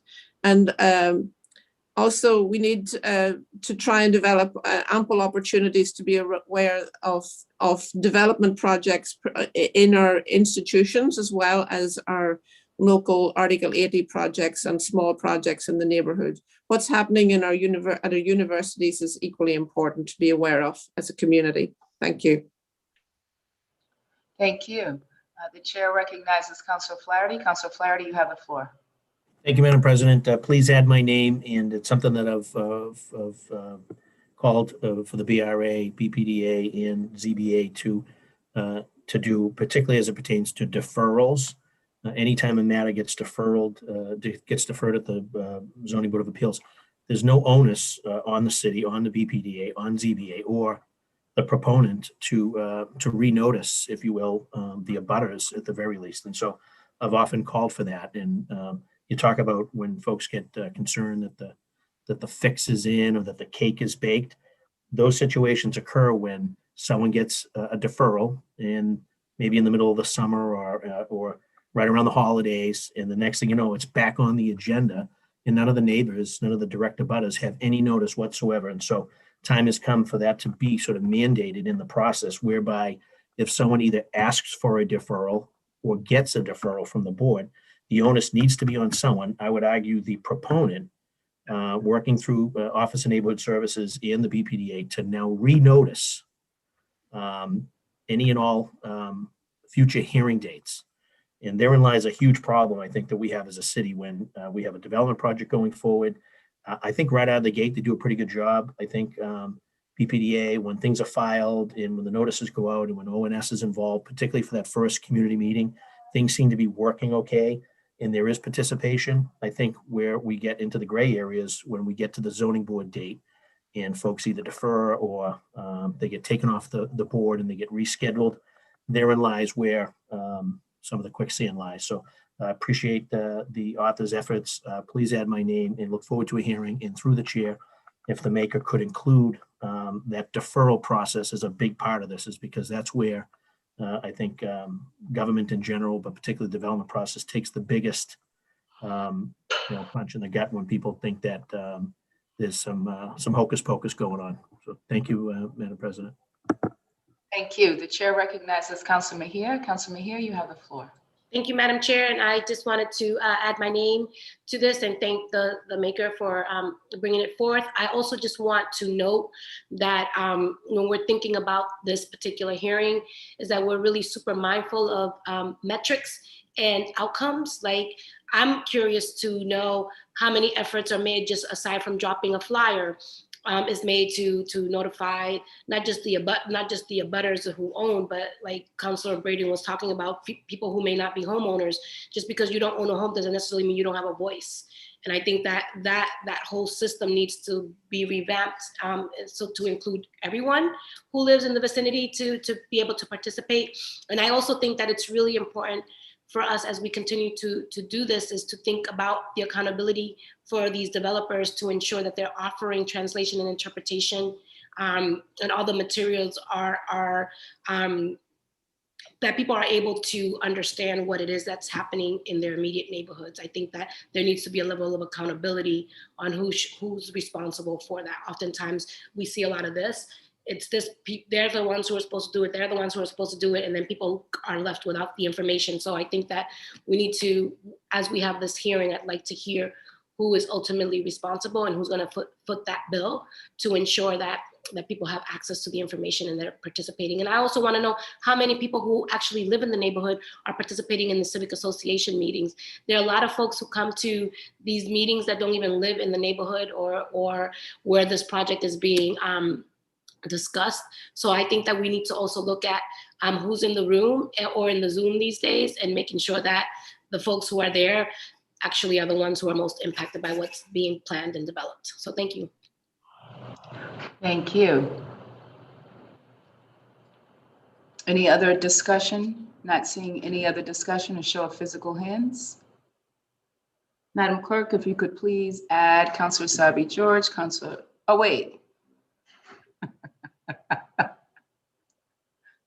Madam Clerk, could you please add Councilor O'Malley, Councilor Braden, Councilor Flynn, Councilor Bach, Councilor Edwards, Councilor Arroyo, Councilor Campbell, Councilor Wu. Did I get everyone who wants to add their name? I think we have Councilor Sabi George. Yes, we have everyone who wants to add their name. Please also add the chair. Docket 0363 will be referred to the Committee on Planning, Development, and Transportation. We'll move on to docket 0364. Docket 0364, Councilor Sabi George offered the following order for hearing regarding the creation of publicly available developer profiles. Thank you so much. The chair recognizes Councilor Sabi George. You have the floor. Thank you, Madam President. If we don't laugh, we might cry. So I appreciate a little bit of humor there for a moment. This hearing order aims to explore creating a directory of developers in the city in order to provide more information to our residents and encourage developers to engage in best practices. Often, information about developers, their partnerships, and practices is not very clear or easily available. Having a directory, I hope, will make it easier for our community members to work with developers on projects in the neighborhood and make it possible for developers to learn about firms in the city who can help them meet Boston residents' job policy goals, even for smaller scale projects. Thank you, Madam President. Thank you. Not seeing any other discussion, a show of physical hands for those who want to add their name. Madam Clerk, if you could please add Councilor O'Malley, Councilor Braden, Councilor Wu, Councilor Bach, Councilor Arroyo, Councilor Edwards, Councilor Flynn, Councilor Campbell, Councilor Mejia. Did I get everyone who would like to add their name? Please also add the chair. My name, Madam President, my apologies. Please add Councilor Flaherty. Docket 0364 will be referred to the Committee on Planning, Development, and Transportation. We'll move on to docket 0365. Docket 0365, Councilor Bach offered the following order for hearing regarding increasing public housing in the city of Boston. Great, thank you so much. The chair recognizes Councilor Bach. Councilor Bach, you have the floor. Thank you, Madam President. This is a refile. I think folks know I filed it in the summertime around an idea I had. Right now, the Boston Housing Authority actually has federal authority to add back 2,500 more public housing units than we have today. And once we add them, the federal government is obligated to provide us with the monthly rental subsidy. So there's a lot of money for low-income families to be housed in our city on the table. It could be as much as $40 million a year. The rub, and what's kept us from doing it in the past, is the need for the kind of upfront capital to create these units, because we sort of have a sustainable model once they're there, but how do we make them? But I think that a bunch of stars have aligned. There's a federal program that's going to make it easier. I think we're in a position where the Biden administration may come to the table with capital money again. But even if they don't, this is something that we have to be talking about on our capital budget side. And it's something where in many cases, we are already spending affordable housing resources in the city to create affordable units, whether you're thinking about IDP units or tax credit units. And the combination with public housing subsidy could actually enable us to bring the income eligibility down and keep more of our low income seniors and families in the city. So it's something I'm really excited about, and I've been working with D&D and the Boston Housing Authority on it. And I'm pleased to give the council a bit of an update that the BHA has commissioned a capacity study to look at places on its public land that it could add these units. And also D&D is going to be issuing a request for proposals this spring to sort of figure out where on the private side we could potentially locate these units, because this doesn't have to be traditional public housing. It could be a situation where an apartment building's going up for foreclosure, and as part of the AOP program, we acquire it and then are able to make it long-term affordable. It could be a situation, like I said, where we bring the IDP affordability down, or where existing affordable housing developers look to make their units more affordable. So I think there's a lot of opportunity here, and I think that if there's one thing the pandemic has shown, it's just how completely public housing is a public good and totally critical for public health. And that it's not just about the affordability thresholds. It's the fact that if you live in a public housing federally funded unit, you know that if you lose your job or you get sick, you're not going to lose your housing. And that kind of stability is so key to a really humane city and a city that keeps all Bostonians here. So I don't think we need to wait on Washington on this. It'll be great if they come to the table, but I think there's an opportunity for us to start adding these units now. And I've been really pleased to work with Administrator Bennett and Chief Dillon around sort of next steps to identify places that we could do this. So thank you so much, Madam President. Thank you. The chair recognizes Councilor Flaherty. Councilor Flaherty, you have the floor. Thank you, Madam President. Please add my name as a co-sponsor and long been a proponent and supporter of public housing. I think it may be the only member who was born in public housing of the Old Harbor Housing Projects. And it was obviously a lifeline at the time for my grandmother when, and my mom and her brother when my grandfather died at a very young age. And it was also very supportive when my mom and dad got started out. So it's a lifeline for a lot of people oftentimes. And obviously Boston in particular has been home to some of the first public housing developments and obviously now some of the oldest public developments. And so we saw sort of a divestment, and we saw Washington walk away from them. We've seen some very creative partnerships across the city that have restored a lot of our public housing and have upgraded them and have been able to add to them. So all good stuff, particularly if you're a resident of public housing. So I concur with the previous speaker and look forward to an expedited hearing to see and find ways that we could continue to move and advance this order. Thank you, Madam President. Thank you so much. The chair recognizes Councilor Edwards. Councilor Edwards, you have the floor. Thank you very much. Please add my name. I also want to congratulate the maker on this, I think, incredible conversation, having the largest housing development in Boston, or in New England, actually, in Charleston, and watching it being redeveloped and having to triple the size in order to pay for its redevelopment is because I think our city didn't pursue some of these funds or these innovative ways, nor did we necessarily have a favorable federal government that would have helped to fund them. But I hope that as these monies come on and as we think and as we plan, I also want to make sure that we don't create, again, just large housing developments with concentrations of poverty throughout our city. I know Councilor Bach is jealous of us on so many levels because she has the least amount of public housing. But I hope that with this increase, she's going to lead the way and Beacon Hill will start to have more public housing units. And I know that she'll be able to combine not only that conversation, but with her historic preservation. So the Beacon Hill will be historically preserved and also make history by getting some public housing units there. Thank you. Thank you. The chair recognizes Councilor Braden. Councilor Braden, you have the floor. Thank you, Madam President. I really want to applaud my colleague, Councillor Bach, for thinking this through and bringing forward this initiative. The availability of housing that's affordable for working families is critically important. And I feel that out here in Alston Brighton, our CDC has a wait list of 17,000. We all know that the BHA wait lists are excessive to say, excessive. So I really feel that creativity and public-private partnerships and thinking outside the box to see what we can bring to bear to increase affordable housing, public housing, mixed income housing. I agree with my colleague Lydia Edwards. Councillor Edwards, we do not want to concentrate the folks who are low income folks all in one area. We want to try and develop mixed income housing as well, so that we can get a diversity of people living together in community. And I think that's for a healthy, progressive way to approach housing. So I really look forward to this conversation. Thank you so much. Please add my name. Thank you. The chair recognizes Councillor Bach. Councillor Bach. Thank you, Madam President. I just wanted to say that my colleague, Councillor Edwards, is correct. In many ways, an objective of this for me is to get more public housing in my district.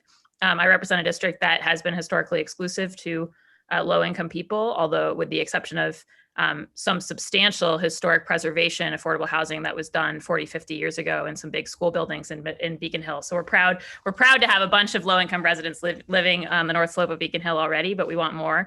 And we're actually talking right now about sites on Beacon Hill, both sites in the historic buildings and talking about our West End Library. So I absolutely think of this as an extension of the goals that Councillor Edwards and I and this whole council have in regards to affirmatively furthering fair housing and making sure that we've got housing for people of all incomes across the entire city of Boston in all our neighborhoods. And to Councillor Braden's point about the wait list, I just want to underscore for people when we're talking about how we get 2,500 more units, that we've got 50,000 families on the public housing wait list.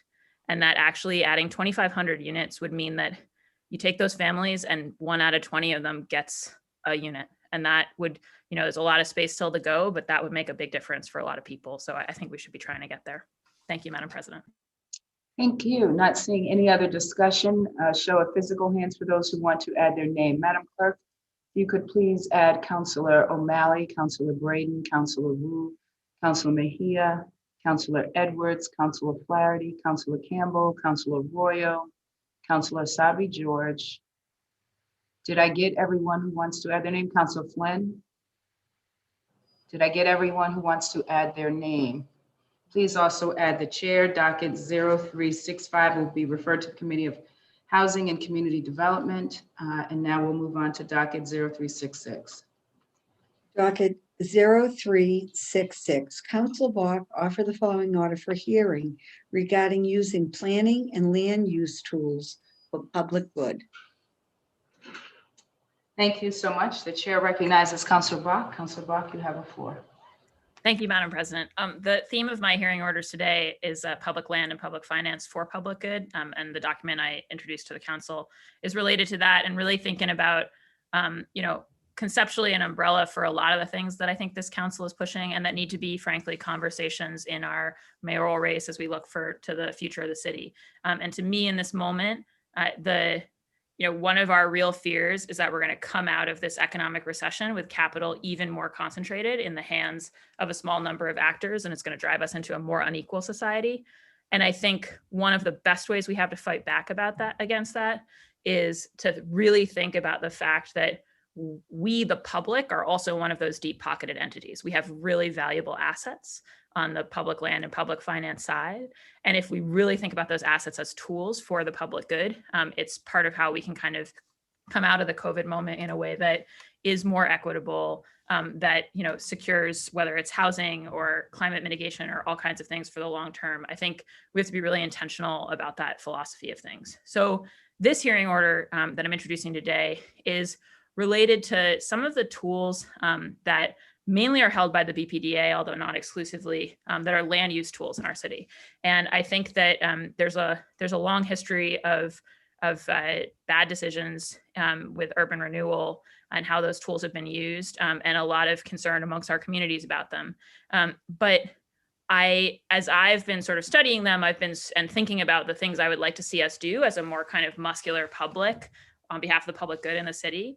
What's come back again and again is the ways in which those tools properly employed could be really critical to that work. So for example, it was the BPDA's urban renewal land use tools that were used to assemble the DSNI Community Land Trust, these 60 acres in the 80s that was really a model the first time that eminent domain had been used on behalf of a nonprofit like that in the country. And I think now we've got a community land trust movement with a bunch of land trusts set up, but not a lot of land. And I think we need to get back in the business of thinking about land assembly and land acquisition, supporting our community land trusts and using these tools. I think that on the climate side, we've got a parcel priority program at parks that's thinking about, spots around the city that we could fit in rain gardens, urban wilds, other things key to, reducing our heat island effect and mitigating the effects of climate change. And at the harbor side, we're going to need a lot of protections that may involve some land acquisition. And I think there's a big opportunity to combine the kind of Parks and Environment Cabinet agenda with some of these land use tools. I also am really interested in how we think about our public ground leases and how to really leverage those in the best way.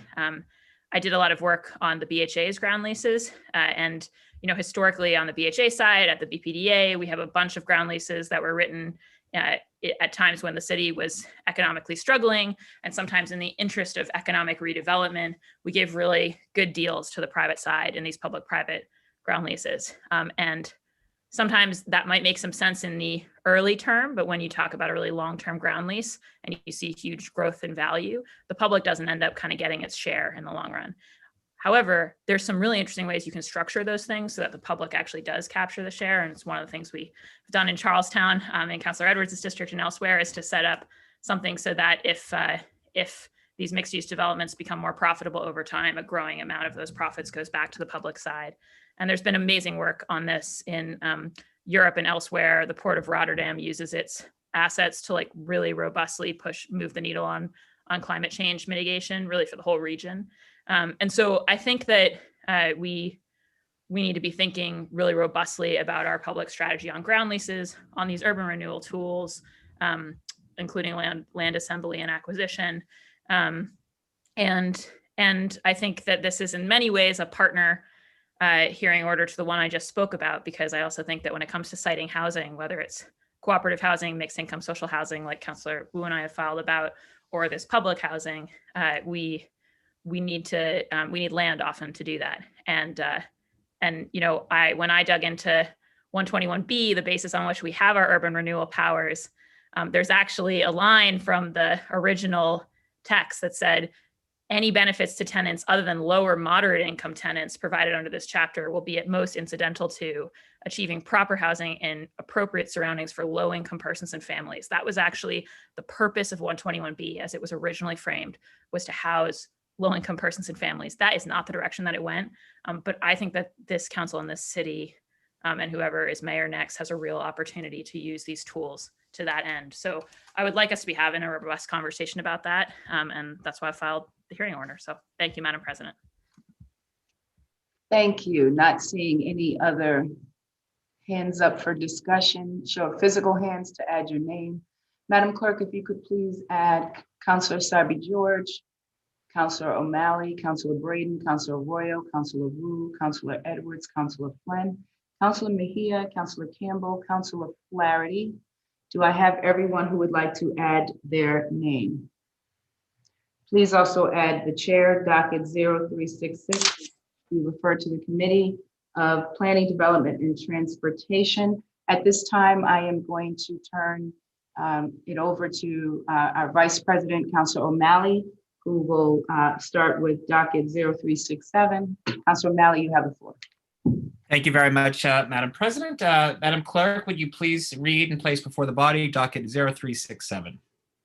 Docket 0367, Councilors Bach and Edwards offer the following order for hearing regarding home ownership assistance, including for first-generation home buyers. Thank you very much, Madam Clerk. The chair now recognizes the district councilor from Beacon Hill. Councilor Bach, you have the floor. Thank you, Councilor O'Malley. This is a hearing order related to our home ownership programs here in the city of Boston. And as people know, we made a major $8 million investment in the One Plus Boston program in this budget cycle, but also with our Community Preservation Act money. And that was something that for me was a very big deal, because I'd watched it kind of go from a twinkle in the eye in church basements in 2015. And part of the whole reason we passed the Community Preservation Act to becoming this new program. And I think Early returns suggest it's serving 70% families of color and getting a lot of our first-time home buyers into, frankly, the best down payment assistance and low interest rate first-time home buyer program around. So it's something I think this council has a right to be really proud of. And I know that the mayor's administration recently announced a kind of initial investment in something called STASH, which is a program of the Mass Affordable Housing Alliance, which is actually targeted at first-generation home buyers.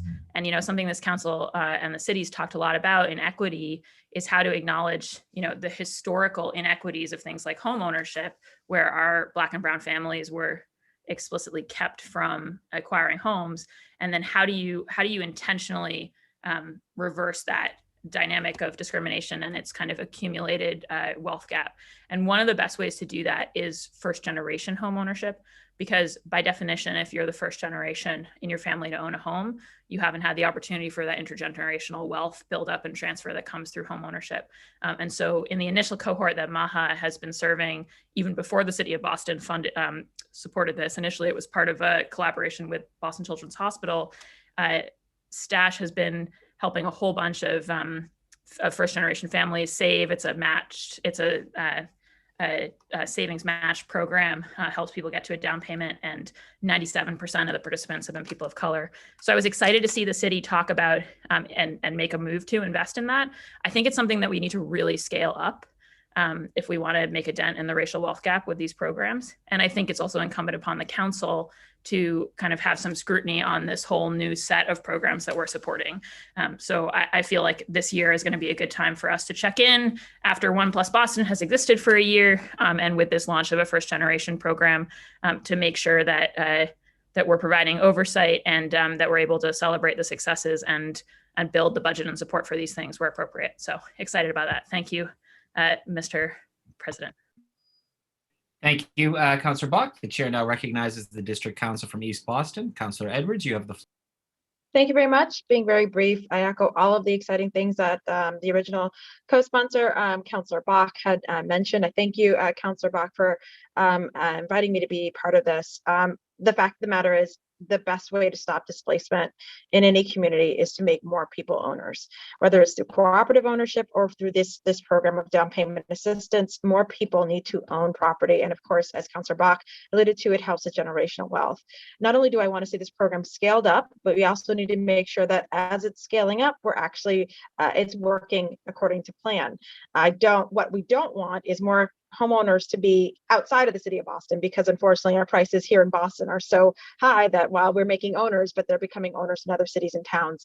We also want to make sure that as we're scaling up this program and as we're discussing it, that we are truly becoming as innovative as possible. I love that this is about first-time homeowners. I think it's vital that it be center to this program. But again, just knowing Councillor Bach's dedication also to cooperatives, how we make sure that there's leverage and funding and money as well available to folks to collectively buy is also important to me as well. So thank you so much. I'm excited for this conversation. Thank you, Councillor Edwards. And Councillor Bach, do you wish to suspend Rule 12? Yes, I'm so sorry. I neglected to suspend Rule 12 and add Councillor Liz Braden as original co-sponsor on this. Seeing and hearing no objections to the suspension of Rule 12, Councillor Liz Braden is hereby added as an original co-sponsor. And Councillor Braden, the floor is now yours. Thank you, Mr. Chair. I thank you to Councillor Bach and Councillor Edwards for your leadership on this effort and for adding my name. I really appreciate it. Homeownership is of vital importance in my district. Brighton has 23%, Alston is hovering around 10%. It is an essential component of stabilizing our community and ensuring that folks can make this neighborhood and the city in general their long-term home and they won't be pushed out. 20 years ago or more, I took my first time homeownership class at the Alston Brighton CDC. And in those days, we did have family homes, 2 family homes that were considered a good bet. You buy a 2-family, you can rent out your second apartment or your as a as a source of income, and you can stabilize your family and make a home in the neighborhood. Sadly, in the housing market, homeowners, regular working families have to compete with investors who come in with bags of cash to buy homes at above market rate. And that has been very detrimental to the stability of our neighborhoods. So I really welcome this initiative, and I look forward to the conversation to see if we can really try and stabilize more home ownership in our neighborhoods, and really make this work for working families. Thank you. Thank you very much, Councilor Braden. The chair now recognizes the district council from Hyde Park, Councilor Arroyo. The floor is yours. Thank you, Mr. Vice Chair.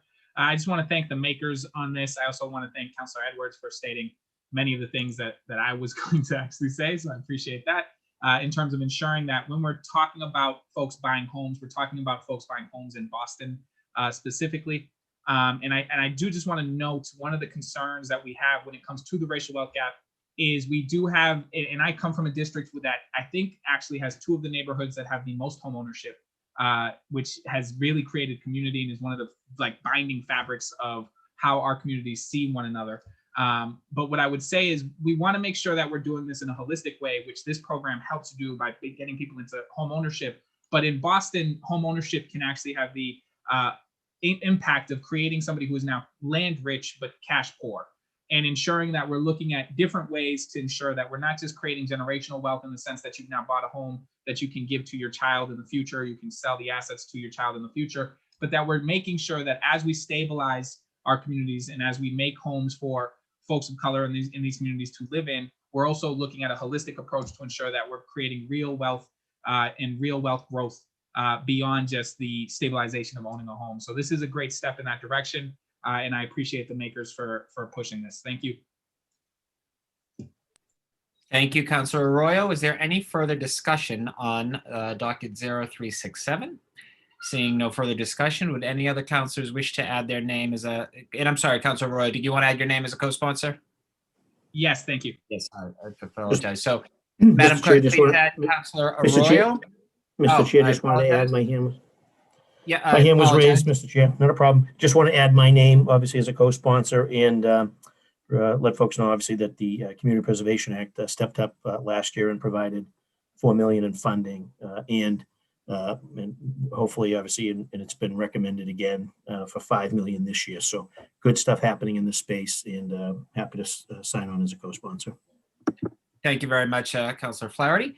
Madam Clerk, please add the at-large council from South Boston, Councilor Flaherty. Please add Councilor Flynn. Please add Councilor Wu. Please add Councilor Saibi George. Please add Councilor Campbell. Please add the chair's name, and I believe that is everyone.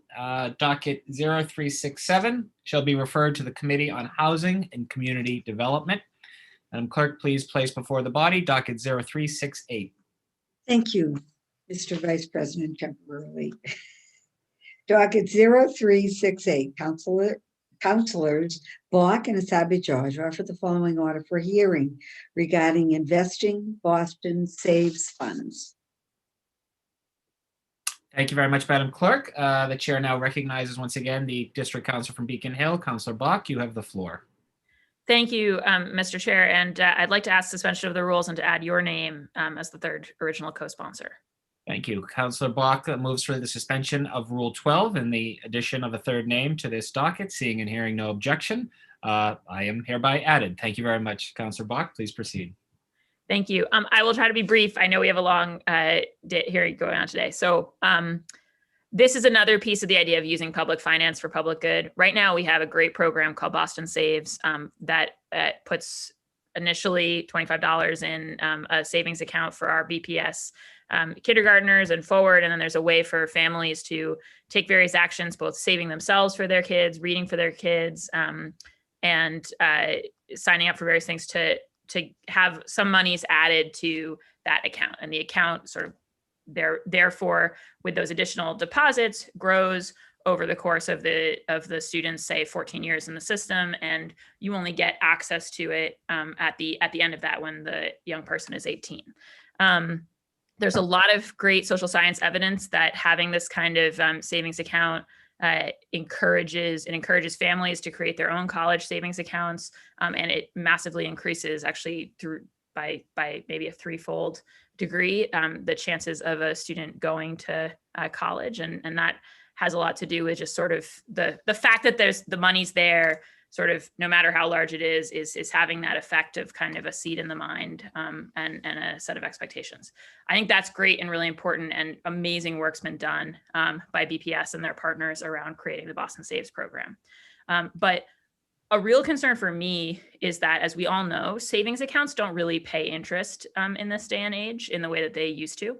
And you've got a dynamic where like a lot of low-income folks can't afford to have money invested in the stock market because it's sticky, right? Once you put your money in, you can't take it out if you suddenly need it in an emergency as easily, or you lose a lot in transaction costs. And also just like knowing how to even get into the stock market if you don't have so much money that you can have a broker, and all of that is confusing and such. And so what we end up with is a situation where wealthy people in America have their money invested and lower income people have their money in savings accounts. But one of these is producing a 7% rate of return, and one of them is producing effectively 0. And so what that kind of dynamic, what that difference does is it deepens the wealth gap, right? It drives that wedge further apart. And often if you are talking about a savings account that's going to be an emergency account, it's really hard to talk about investing that in the market. But when you're talking about an account that's actually held by a third party, as our Boston Saves accounts are, and that's going to be held for 14 years, and so therefore isn't something that's going to be withdrawable from anyways for the families, I think that's a perfect opportunity for us to be not just holding a savings account, but actually investing those funds on behalf of our families. And that's something that Pennsylvania is already doing with its program. It's got a new program for every baby born in Pennsylvania. You can sign up, get $100, and it gets invested.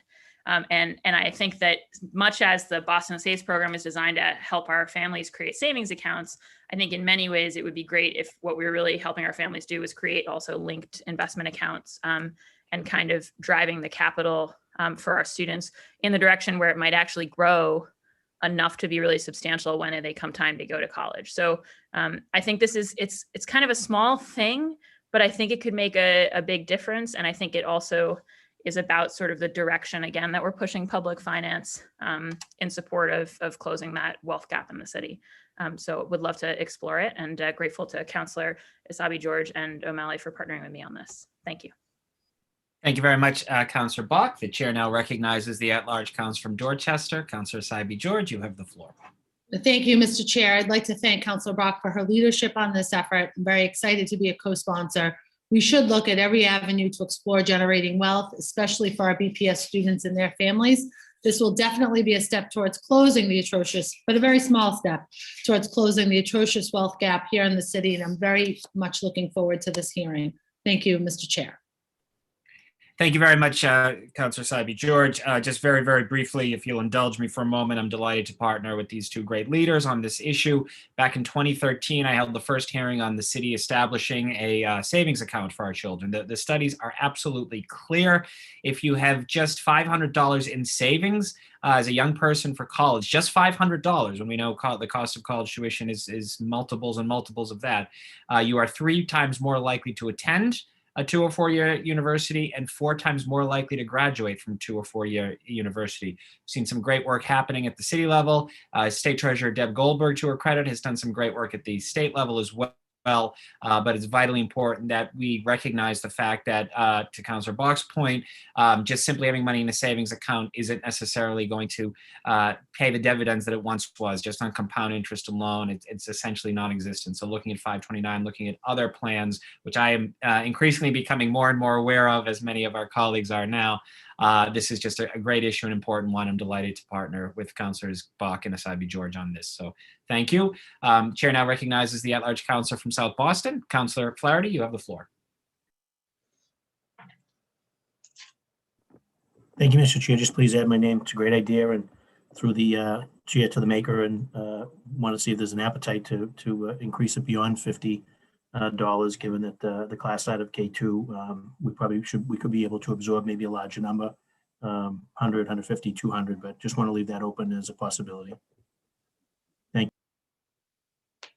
Thank you, Councillor Flaherty. I'm seeing that the heads nodding in agreement. So yes, that is absolutely on the table and should be discussed as well. So thank you for bringing up that point. Madam Clerk, please add Councillor Michael Flaherty as a co-sponsor. Any other councillors wishing to discuss this issue? Any councillors wishing to add their, I'm sorry, Councillor Braden, did you wish to discuss this or just add your name? Chair No, recognizes just Councillor. please add my name, Mr. Chair. Thank you. Thank you very much. Madam Clerk, please add Councillor Liz Braden. Please add Councillor Michelle Wu. Please add Councillor Julia Mejia. Please add Councillor Ricardo Arroyo. Please add Councillor Andrea Campbell. Please add Councillor Ed Flynn. Please add Councillor Lydia Edwards. And seeing and hearing no further additions, we've added Councillor Flaherty. Docket 0368 will be referred to the Committee on Ways and Means. Moving right along, Madam Clerk, please place before the body docket 0369. Thank you, Mr. President. Docket 0369, Councilors Arroyo and Campbell offer the following ordinance restricting the use of chemical crowd control agents and kinetic impact projectiles. Thank you very much, Madam Clerk. The chair now recognizes the District Councilor from Hyde Park, Councilor Arroyo. You have the floor. Thank you, Mr. Vice Chair. And I would like to thank my co-sponsor on this, Councilor Campbell, as well, for her continued advocacy. This was passed last year, 8-6. It's a refile. We've made one edit to that refile on the legal point around determining punishment.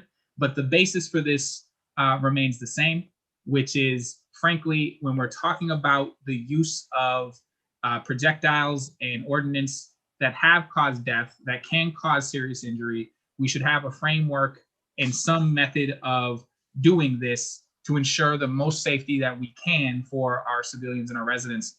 I know when this was up last year, there was a call for a complete total ban, and this is not that. But what this does do is create a framework to ensure that we're doing this in a way that is safe as it can be, and that is orderly and that does all of those things. And so I look forward to, once again, addressing this issue this year, and hopefully this year it becomes real.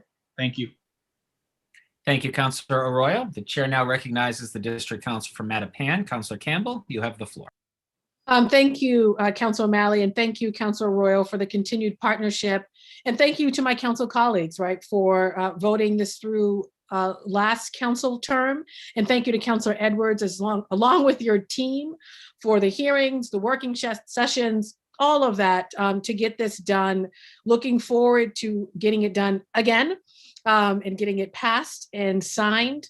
And also want to thank just residents and constituents. We had a lot of folks who stepped up to email and to call about their personal experiences with these weapons. And it really, at moments was quite painful to listen to some of these stories. So I want to also appreciate the residents who came forward, and of course, the incredible advocacy groups as well for the work they did to support us in all of the hearings and conversations we had. So looking forward to finally getting this done. Thank you, Mr. Vice President. Thank you very much, Councilor Campbell. The chair now recognizes the at-large council from South Boston, Councilor Flaherty. You have the floor. Mr. Chair, that was from my hand was up from last time. Oh, I apologize. Okay, thank you very much. Chair now recognizes the District Council from East Boston, Councilor Edwards. You have the floor. And thank you very much. I did appreciate the robust conversation we had as a body, and we did get it done. As Councilor Arroyo mentioned, a vote of 8-5. That being said, I do wonder if a lot of people are just simply confused. If I see the title, maybe it's something that the co-sponsors might want to consider. It seems more like this is, if you read it, it is literally just a warning system put in and protocol for the use of kinetic weapons. This is not a ban. And I just wanted to remind people of that. This is not a ban. And this again is to Councilor, not even asking for the friend, I just reminding people what this actually does.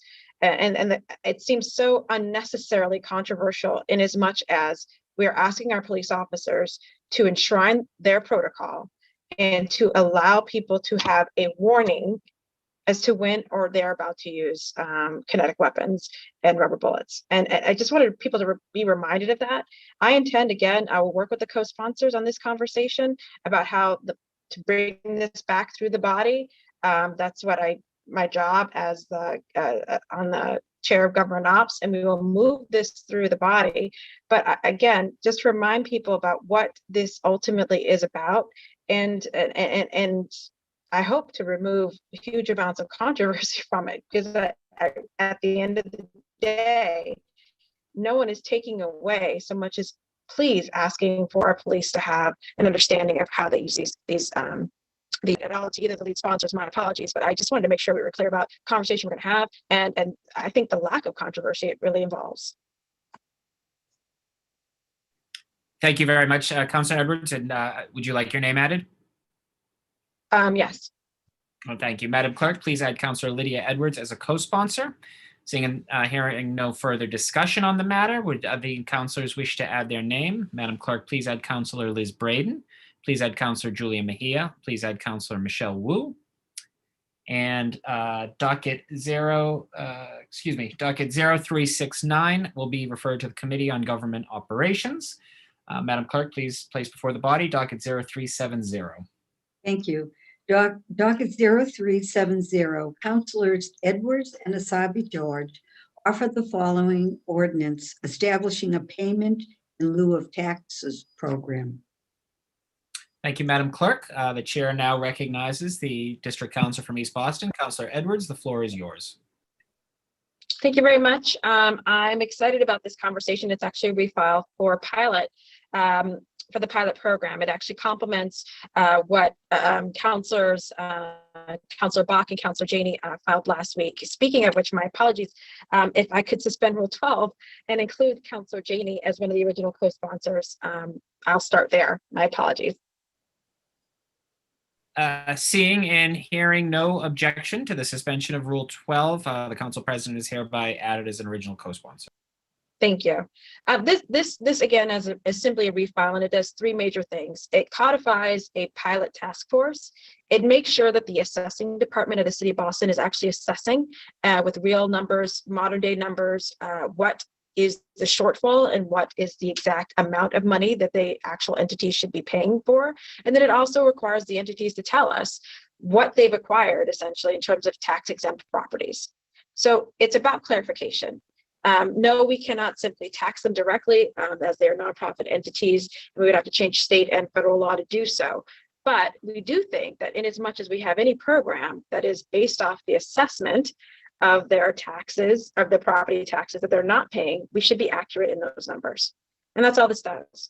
And so in talking with the chair of the pilot committee, Councilor Bach, we're really excited to actually have a comprehensive conversation wherein we can have a robust outward conversation with her and Councilor Janey specifically on what they filed last week on a hearing order, and then a narrow conversation specifically on this ordinance and what we could do again to just be accurate about the numbers, to be regularly informing the public about the shortfalls, but also I think in general, just doing our job. If we're going to have a program that has based on property tax avoidance and not having to pay it, then we should be clear about what they're not having to pay.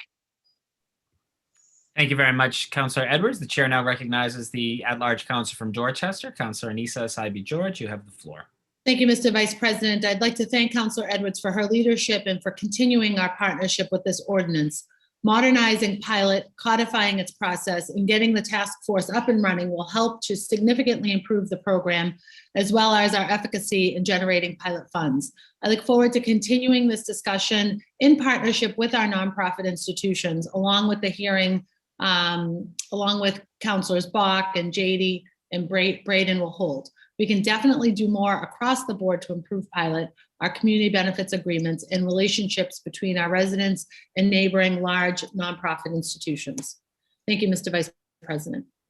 Thank you very much, Councilor Asabi George. Is there any further discussion on this docket? Seeing no physical hands raised, would any councilor, blue hands raised, would any councilors wish to add their name as co-sponsor on this?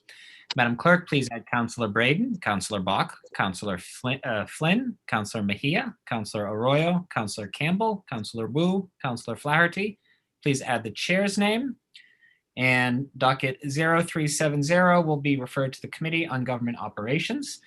Madam Clerk, please proceed with docket 0371. Docket 0371, Counselor, excuse me, Counselor Edwards offer the following order regarding text amendments to Article 5 of the Boston Zoning Code with respect to public service corporations. Thank you, Madam Clerk. Chair now recognizes the District Councilor from East Boston, Counselor Edwards. You have the floor. Thank you very much. I think what many people are unaware of, and what we've learned, unfortunately, painfully in East Boston, is how much control and how much public utilities like Eversource or National Grid can override our local zoning. It's actually part of our state laws that essentially a public service corporation may be exempted from the zoning regulations of a local town or city upon petition to a state department, and after a public notice and a hearing that decides that they can basically override the zoning. The issue for us is that the zoning, that the hearing didn't have to happen in the city of Boston. It just needs to be a public hearing. So the first thing this amendment's going to do is require the hearing to be in the city, where if you're going to override our zoning laws, we think we actually should, and you're petitioning to override them, you should have the hearing here. When it came to East Boston substation, it happened in Chelsea. So that's one thing. The other thing we also think should happen is that the ISD or the zoning commissioner should actually have a little bit more control in whether they should approve, support, or conditionally support that waiver. And we just think we should be part of the conversation. This will not change the ability for public utilities to come in and kind of run somewhat roughshod, but it does certainly allow for us to be part of that process and conversation in a real way. These are small changes, but they would have made a big difference for us in East Boston. And unfortunately, we're still now paying for that. I believe the commissioner at the time actually waived our right to have the public hearing in Boston. So here we are. We can do better by our neighborhoods, and we can make sure our zoning actually includes us in the process without countering state law. So that's what I'm hoping for, that you would allow for this conversation to go forward, and we make sure we come up with a better balanced way for us to have these conversations and for us to be able to determine whether they should be able to override or not our zoning. Thank you very much, Councilor Edwards. Seeing any further discussion on this docket 0371, would any councilors wish to add their name as a co-sponsor? Madam Clerk, please add Councilor Braden, Councilor Asabi George, Councilor Wu, Councilor Flynn, Councilor Bach, Councilor Mejia, Councilor Arroyo, Councilor Campbell. Please add the chair's name, as well as Councilor Michael Flaherty. And docket 0371 will be referred to the Committee on Planning, Development, and Transportation. Madam Clerk, please proceed with docket 0372. Docket 0372, Councilor Edwards offered the following order for hearing on the status of the Zoning Board of Appeals Executive Order and Home Rule Petition. Thank you very much, Madam Clerk. Chair now recognizes the District Council from East Boston, Councilor Edwards. The floor is yours.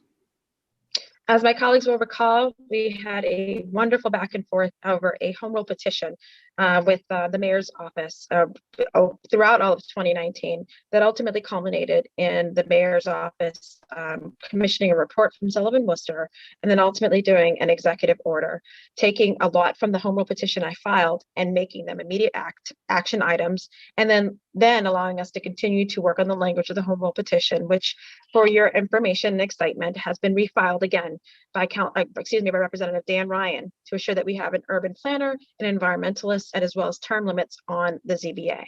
That's pending at the State House.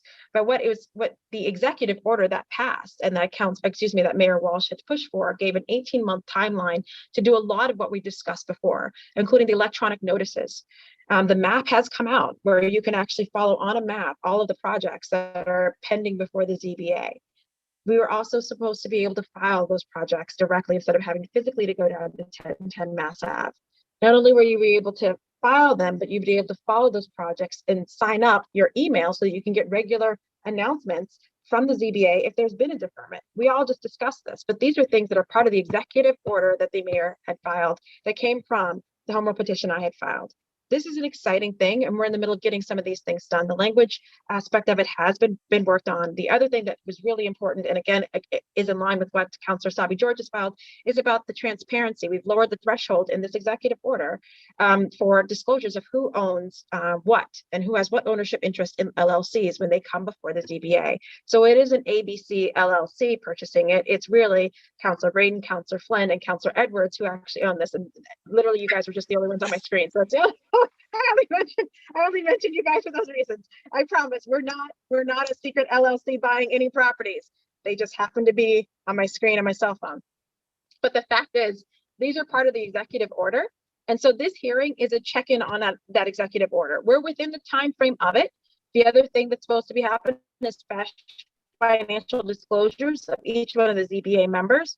So what we're doing is a check-in on that executive order. I believe it was 18 months to be completed. This February, I think this early February marked a year. So that puts us closer to August, I believe, for this entire transparency and the electronic transformation to be completed. And so I wanted to make sure we had that hearing coming up soon to really understand how far we've come. I'm excited about this. These are good things. Most people are very, very happy to know that one day they'll be able to just sign up on an email and know what's going on in their neighborhood. The map is already available. And then just honestly being able to be told before they show up that a project has been deferred. Because that's the worst thing, I think, for a lot of people, is to take the time off of work, to be prepared for a Zoom, to get the babysitting all settled, and then to find out it's been deferred. So thank you so much for this opportunity to speak. I look forward to this hearing and getting some updates. Thank you, Councillor Edwards. Any further discussion on docket 0372? Seeing none, would any councillors wish to add their name to docket 0372? Madam Clerk, please add Councillors Braden and Flynn, the aforenamed business partners. Please add Councillor Bach. Please add Councillor Sabi George, Councillor Wu, Councillor Mejia, Councillor Arroyo, Councillor Campbell, Councillor Flaherty. Please add the chair's name. And docket 0372 will be referred to the Committee on Planning, Development, and Transportation. Madam Clerk, please read docket 0373. Thank you. Docket 0373, Councilor Flynn offered the following resolution in support of House Docket 1167, an act concerning genocide education, and Senate Docket 1592, an act advancing and promoting genocide education. Thank you, Madam Clerk. The chair now recognizes the District Councilor from South Boston. Councillor Flynn, the floor is yours. Thank you, Mr. President. I filed this resolution back in 2019, 2018 with Councilor McCarthy. We're refiling this resolution again this year as these state bills are filed again this year. These bills at the State House right now are sponsored by State Representative Jeffrey Roy and State Senator Michael Rodriguez to require all school systems in Massachusetts to include a curriculum unit in teaching students about the history of genocide. We have to recognize that ethnic, religious, racial, or national hatred can result in extreme violence, and they can lead to terrible situations like we've seen in the past. We also have to ensure that our students recognize the horrors of genocide and that they speak up when they see suffering and oppression of vulnerable people. If this bill passes, it would require schools to teach to their students about the history of genocide, including and not limited to the history of the Holocaust. Again, we passed this resolution in 2019 in another similar resolution back in 2015. I want to say thank you to all of my colleagues, present and past, for their support. I hope my colleagues will pass this resolution again this time too, so that we can reaffirm our commitment to stand against hatred, and that our students will know the horrible suffering that genocide caused in the past and not be indifferent to suffering in the future. And thank you, Madam. Thank you, Mr. President. Thank you, Councillor Flynn. Am I correct in assuming you are seeking suspension of the rules and a vote for adoption today of this docket? Yes, that's correct. Thank you, Mr. President. Of course. Any further discussion on docket 0373? Would any counselors wish to add their name? Madam Clerk, please add Counselor Braden, Counselor Bach, Counselor Edwards, Counselor Sabi George, Counselor Wu, Counselor Baker, Counselor Mejia, Counselor Arroyo, Counselor Campbell, Counselor Flaherty. Please add the chair's name. Counselor Flynn now moves for suspension of the rules and adoption of docket 0373. Madam Clerk, would you be so kind as to call the roll? Certainly. Docket 0373, Counselor Arroyo. Yes. Counselor Arroyo, yes. Counselor Baker. Yes. Counselor Baker, yes. Counselor Bach. Yes. Counselor Bach, yes. Counselor Braden. Yes. Counselor Braden, yes. Counselor Campbell. Counselor Campbell. Counselor Edwards. Yes. Counselor Edwards, yes. Counselor Flaherty. Yes. Counselor Flaherty, yes. Counselor Flynn. Yes. Counselor Flynn, yes. Counselor Janey. Counselor Mejia. Yes. Counselor Mejia, yes. Counselor O'Malley. Yes. Counselor O'Malley, yes. And Counselor Wu. Yes. And I'm just going to double check. Counselor Campbell. Oh, I didn't even see that. Oh, okay. Yes. And Counselor Asabi George is also a yes. Yes, I got that. All right. Mr. Vice President. Madam Clerk, I didn't actually answer before, so just make sure that you've got the correct yeses. I do. Counselor Asabi George? Yes. I have you as a yes. Yeah. Okay, thank you. Okay, I thought you said yes. And so, Mr. President, docket number 0373 has been adopted unanimously. Thank you very much. The docket has been adopted. Congratulations, Counselor Flynn. We are now moving on to late files. I am informed by the clerk that there is one late file matter. It is personnel in nature from Counselor Arroyo. And the late file matter is being sent an email to everyone right now, so please check your emails and we will take a roll call vote to add this docket to the agenda. Madam Clerk, would you please call the roll? Late file personnel matter, Counselor Arroyo. Yes. Counselor Arroyo, yes. Counselor Baker. Yes. Counselor Baker, yes. Counselor Bach. Yes. Counselor Bach, yes. Counselor Braden. Yes. Counselor Braden, yes. Counselor Campbell. Yes. Counselor Campbell, yes. Counselor Edwards. Yes. Counselor Edwards, yes. Counselor Asabi George. Yes. Counselor Asabi George, yes. Counselor Flaherty. Yes. Counselor Flaherty, yes. Counselor Flynn. Yes. Counselor Flynn, yes. Counselor Janey. Counselor Mejia. Yes. Counselor Mejia, yes. Counselor O'Malley. Yes. Counselor O'Malley, yes. And Counselor Wu. Yes. Counselor Wu. Mr. Vice President, the late file personnel matter is properly before the body. Thank you, Madam Clerk. It's been added to the agenda. Would you please read the late file matter into the record? Certainly. In the Boston City Council, February 24th, 2021, Counselor Kim Janey for Counselor Arroyo. Thank you very much, Madam Clerk. The chair seeks suspension of the rules and passage of the late file matter, which is personnel in nature. Madam Clerk, please once again call the roll. Thank you. On our late file personnel matter, Counselor Arroyo. Yes. Counselor Arroyo, yes. Counselor Baker. Yes. Counselor Baker, yes. Counselor Bach. Yes. Counselor Bach, yes. Counselor Braden. Yes. Counselor Braden, yes. Counselor Campbell. Counselor Campbell. Counselor Edwards. Yes. Oh, yes. Thank you, Counselor Campbell. Counselor Edwards. Yes. Counselor Edwards, yes. Counselor Asabi George. Yes. Counselor Asabi George, yes. Counselor Flaherty. Yes. Counselor Flaherty, yes. Counselor Flynn. Yes. Counselor Flynn, yes. Counselor Janey. Counselor Mejia. Yes. Counselor Mejia, yes. Counselor O'Malley. Yes. Counselor O'Malley, yes. And Counselor Wu. Yes. Mr. Vice President, the late file personnel matter has passed unanimously.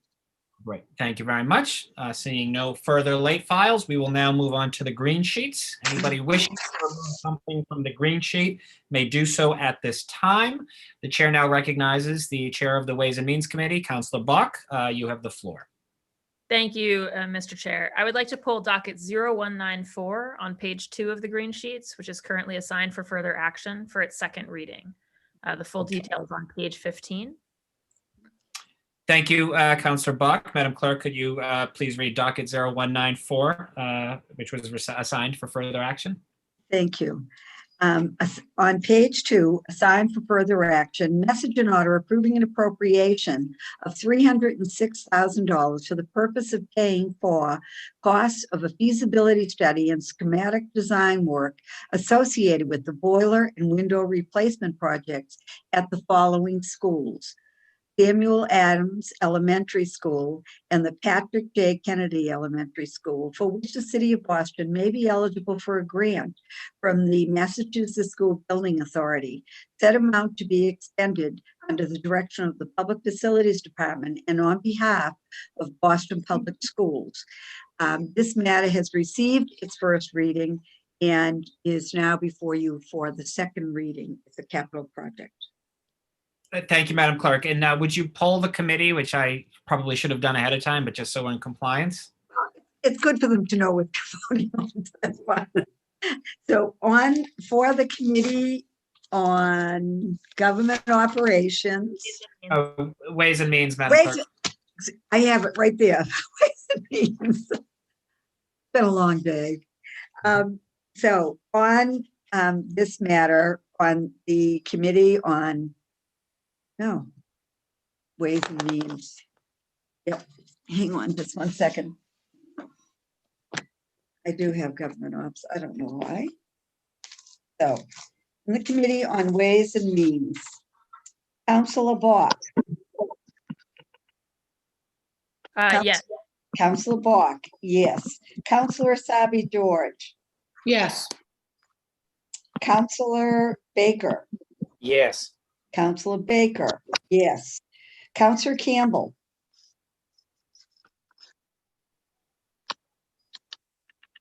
Councilor Campbell. Yes. My Great. Zoom. Councilor Flaherty. Yes. Councilor Flaherty, yes. Councilor Flynn. Yes.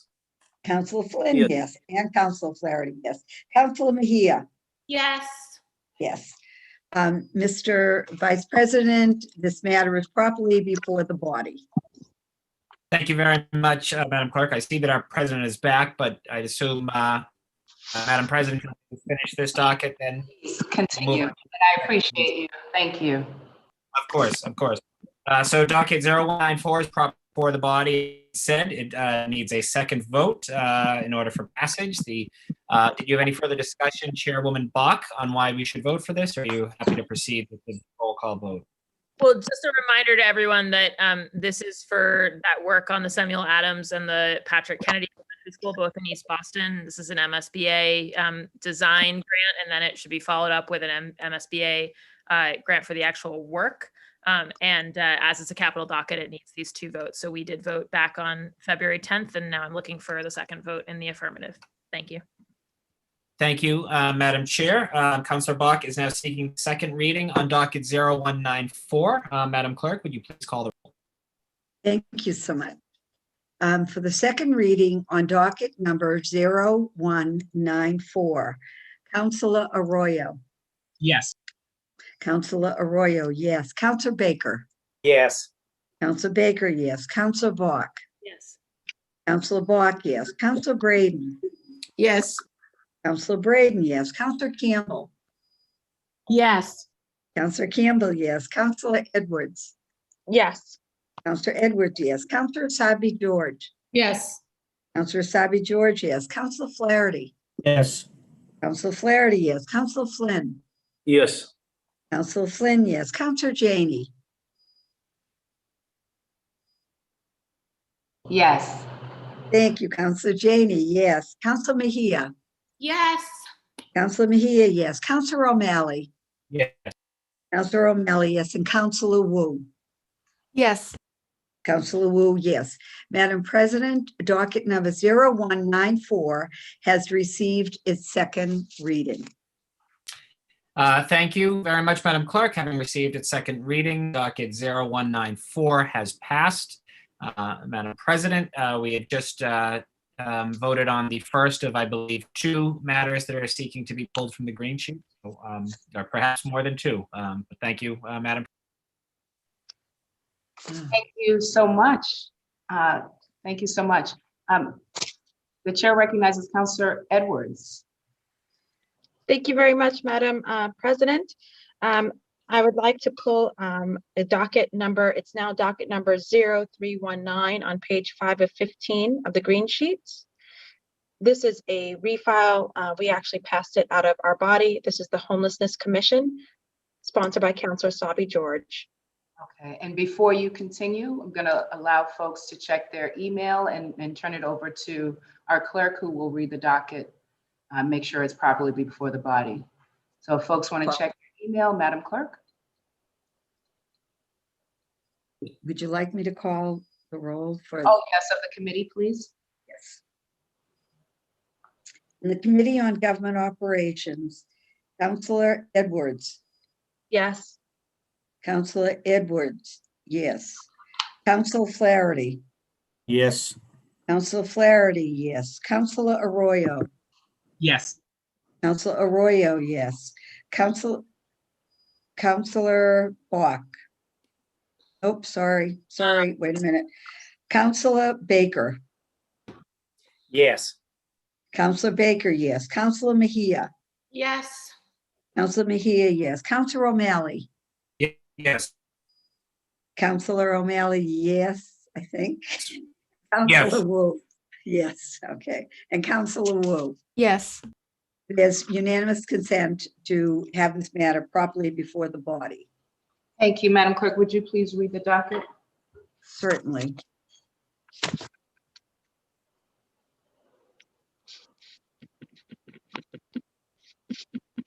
On page 5 of 15, in the Committee on Government Operations, docket number 0319, Councilor Sabi George, sponsor, is an ordinance to create a special commission on ending family homelessness.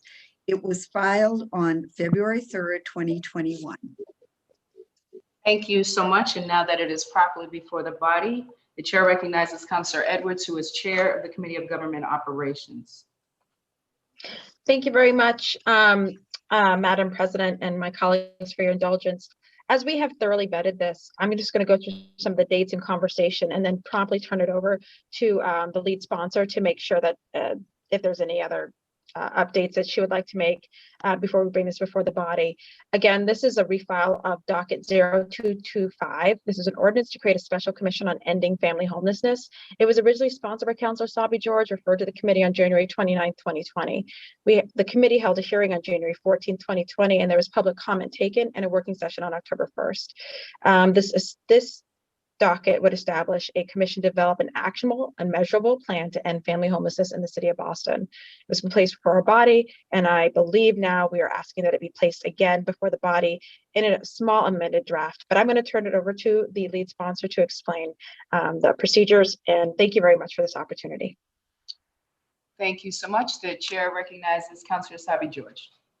Thank you, Madam President. Thank you to Councilor Edwards for bringing this before us today. This was resubmitted a few weeks ago. We are pulling it today from the green sheets to once again pass it. This docket is an amended version of the Special Commission to End Family Homelessness. Even though we did pass it at the end of the year, we needed to adjust some of the language regarding the appointments and membership of the commission. This version reflects those changes, and I do ask that we pass it once again today. Thank you, Madam President. Thank you so much. We will now move on for a vote if there is no other discussion on the matter. Madam Clerk, would you please call the roll? Docket number 0319. Councilor Arroyo. Yes. Councilor Arroyo, yes. Councilor Baker. Yes. Councilor Baker, yes. Councilor Bach. Yes, enthusiastically again. Counselor Bach, enthusiastically, yes. Counselor Braden, Yes. Counselor Braden, yes. Counselor Campbell, Yes. Counselor Campbell, yes. Counselor Edwards. Absolutely. And congratulations, Counselor Sabi George. Wonderful. Counselor Edwards, yes. Counselor Asabi George. Yes, thank you. You're welcome. Counselor Asabi George, yes. Counselor Flaherty. Yes. Counselor Flaherty, yes. Counselor Flynn. Yes. Counselor Flynn, yes. Counselor Janey. Yes. Counselor Janey, yes. Counselor Mejia. Yes. Counselor Mejia, yes. Counselor O'Malley. Yes. Counselor O'Malley, yes. And Counselor Wu. Yes. Counselor Wu. Madam President, docket number 0319 has been approved, has passed unanimously. Thank you so much. We will move on to the consent agenda. The chair moves for adoption of the consent agenda as presented. Madam Clerk, would you please call the roll? Certainly. All right. Approval of the consent agenda. Counselor Arroyo. Yes. Counselor Arroyo, yes. Counselor Baker. Yes. Counselor Baker, yes. Counselor Bach. Yes. Counselor Bach, yes. Counselor Braden. Yes. Counselor Braden, yes. Counselor Campbell. Yes. Counselor Campbell, yes. Counselor Edwards. Yes. Counselor Edwards, yes. Counselor Sabi George. Yes. Counselor Sabi George, yes. Counselor Flaherty. Yes. Counselor Flaherty, yes. Counselor Flynn. Yes. Counselor Flynn, yes. Counselor Janey. Yes. Counselor Janey, yes. Counselor Mejia. Yes. Counselor Mejia, yes. Counselor O'Malley. Yes. Counselor O'Malley, yes. And Counselor Wu. Yes. Counselor Wu, yes. Madam President, the consent agenda has been unanimously approved. Thank you so much. And before we move on, docket 0373, I'd like to go on the record supporting that amendment. A vote in the affirmative. This was the resolution that was offered by Councilor Flynn. On the genocide, that was, 0373. yes. That's on the record in the. Thank you. Madam President, you have been added. Thank you so much. Before I call on, we are moving on to announcements. Before I call on colleagues, I know it's been a long meeting. We do have a celebration after our meeting. And so we will take at the end of this meeting a 5-minute break and then go immediately into our celebration. So certainly hoping that folks will be able to join us there. Want to also just acknowledge that this morning, 2 people died at a construction site this morning. And so as we bring our meeting to a close, we will certainly keep those individuals in our thoughts and our prayers. And if it is related to the construction site, obviously in our advocacy moving forward so that this does not happen again. I also want to lift up the family of Ahmaud Arbery. Yesterday was the 1-year anniversary of his brutal murder. He was 25 years old, folks know, jogging, and was brutally murdered by 3 individuals who have yet to be brought to justice. Also want to just lift up Doris Bunty. We did some good work in this meeting. I've been doing good work around housing for quite some time. Doris Bunty was an extraordinary leader, trailblazer in so many ways, just breaking down barriers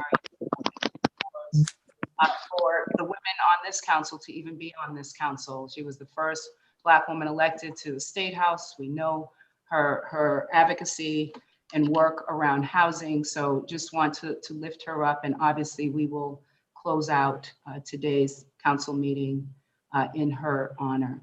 I do see some blue hands or Zoom hands. They're not blue anymore. Want to call upon Councilor Bach. Councilor Bach, you have the floor. Madam President, I just wanted to add a comment to your remarks about Doris Bunty. I had the pleasure and real privilege to get to know her a bit when I was at the Boston Housing Authority and to be at the occasion where we dedicated a senior development to her. And, you know, I think she was a trailblazer in so many respects. And there's been a lot of focus in the press on her role as an elected official and then as the head of the housing authority. But I really want to lift up the role she played in establishing tenant power in this city. You know, I worked for Billy McGonigal, and I used to get stories all the time about Doris Bunty, you know, being named as the first tenant to the board of the BHA by Kevin White. And then also John Connolly, who we recently lost a couple of months ago.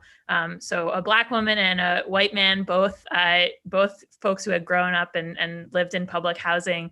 And between them, they kind of organized the first ever tenant majority of the BHA board, and the powers that be didn't like it. And as folks famously know, Kevin White removed her from the board for not following his instructions. And then the Supreme Judicial Court reinstated her. And I think it's just really important to lift up that to this day, the BHA has a tenant majority monitoring board.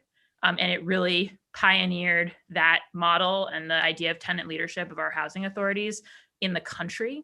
And Doris Bunty was that person. And I just, I really came to admire her from all of the stories that I heard about her. And then from meeting this woman who still just possessed such a will and such a clarity of vision and brilliance. And so I really want to echo you that we've learned so much from her. And I know I was talking to Councillor Flynn earlier today about some of his memories in relation to this era. So I know he might want to make some remarks on it as well. But I didn't want to let the moment pass without honoring her and saying how lucky I was to know her for a little. Thank you for that. The chair recognizes Councillor Sabi George. Councillor Sabi George, you have the floor. Thank you very much, Madam President. I want to note that this Friday will mark the last day of service for EMT Mel Dr. Reed, and he very specifically went by Doctor as opposed to Dr. Reed. His start date, and the reason why I want to pay particular note to his last day in service to this city, his first day was February 25th, 1970.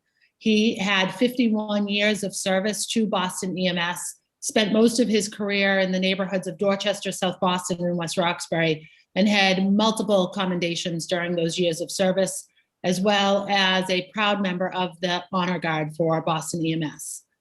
I want to make particular note, when Mel began his career at Boston EMS, the average price of a home was $25,000. A stamp was 6 cents, and a gallon of gas was 36 cents. The Beatles released Abbey Road, and Richard Nixon was entering his first term as president. Overall, Mel served under 10 different US presidents and 4 mayors of this great city.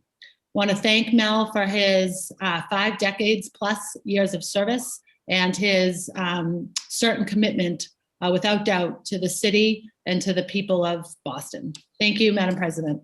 Thank you so much. The chair recognizes Councillor Edwards. Councillor Edwards, you have the floor. Thank you very much, Madam Chair. I rise to recognize the loss of one of our colleagues' mothers. As you know, Councillor LaMattina lost his mother, Dolores. And I just wanted to recognize that Councillor LaMattina is my immediate predecessor and had this seat. And there is something special about us councillors from East Boston. I know the clerk has a slight bias for us. She can't help it. But being at the wake, it was amazing who came to see and support Sal in his moment. And just to tell you a little bit about Dolores, she's the mother of 4 boys who she raised proudly, mostly by herself in East Boston. And one of the stories that sticks out to me about what Sal talked about was how she always wanted to rest on Sunday. So she made the sauce and gravy the night before, and they all go out. And the night before they would come in really, really late and eat it all up, which was much to her chagrin because she didn't have much for the following day. And I had the opportunity to enjoy a meal with Dolores when I had actually stayed over one Christmas and didn't get back to my mom in time. And so I ended up staying, and I spent Christmas Eve and 7 Fishes with Sal, and then met all of his brothers, and then Tokyo Joe being one of the famous ones. And then Dolores came along as well. And what I felt like was, of the 4 brothers, I felt like just another, like a sister within them. They welcomed me. Dolores was wonderful. And so Sal embraced me from day one, and so did Dolores. And so when one of us hurts, we all hurt. And so Sal is in our hearts. Sal, we wanted you to know that you're in our hearts, and so is your mom. So I just wanted to recognize that loss of one of our former colleagues. Thank you so much. The chair recognizes Councilor Flynn. Councilor Flynn, you have the floor. Thank you, Madam President, and thank you to Councilor Bach for highlighting the recent passing of Doris Bunty, who was also a close friend and someone we all respected and admired as well. She was BHA administrator during difficult times, and when the Charlestown Public Housing and South Boston Public Housing was integrated, desegregated. It was Doris Bunty. It was Bill McGonigal under the leadership of Mayor Flynn. So I just want to say thank you for remembering Doris Bunty and her commitment to justice across the city. Thank you, Madam President. Thank you. The chair recognizes Councilor Flaherty. Councilor Flaherty, you have the floor. Yes, thank you, Madam President. Want to adjourn in memory of Jim Donovan on behalf of my council colleague, Council Flynn, and also our clerk, Council Feeney. She's an unsung hero. Kelly Donovan, it's her dad, works up in the clerk's office. And also want to adjourn in memory of Fred Rooney, the beloved wife of Hun Rooney, who gave birth to 12 boys in South Boston. And I adjourn in memory of Fred on behalf of Council Flynn, Council Baker, and Councilor Asabi George. And just remember Hun and all the Rooneys at this time. He was a permanent fixture down at the hockey rink, down at the ball fields, very active in the community sports, a veteran, was also active in veteran events, but there wasn't any event that he wasn't part of, particularly given the size of their family. So that ran over generations. And also he's the father of Jim Rooney, who we all know is the former executive director of the Convention Center, as well as the Chamber of Commerce. So our thoughts and prayers are with the Rooneys. Thank you, Madam President. Thank you. Any other announcements? Just another reminder that we will immediately after this, 5 minutes after this, we will begin our celebration. We're moving on now to the memorials. As we always do, we're going to adjourn our meeting in memory of the following individuals. For Councilor Arroyo and the chair, Abel Perez. For Councilor Bach and the chair, Susan Campbell Brownsberger. For Councilor Campbell, Emily Watts. For Councilors Asabi George, Flaherty, Flynn, and the chair, Frederick M. Rooney. For Councilor O'Malley, Ann Murray. For the chair, John Bowden, Triola Kilgo, Tom Bell, Brandon D. Williams, Margaret Singleton, Kevin D. Johnson, Shirley Marie Strader, and Mark Anthony Morales. And for the entire Boston City Council, Doris Bunty. A moment of silence, please.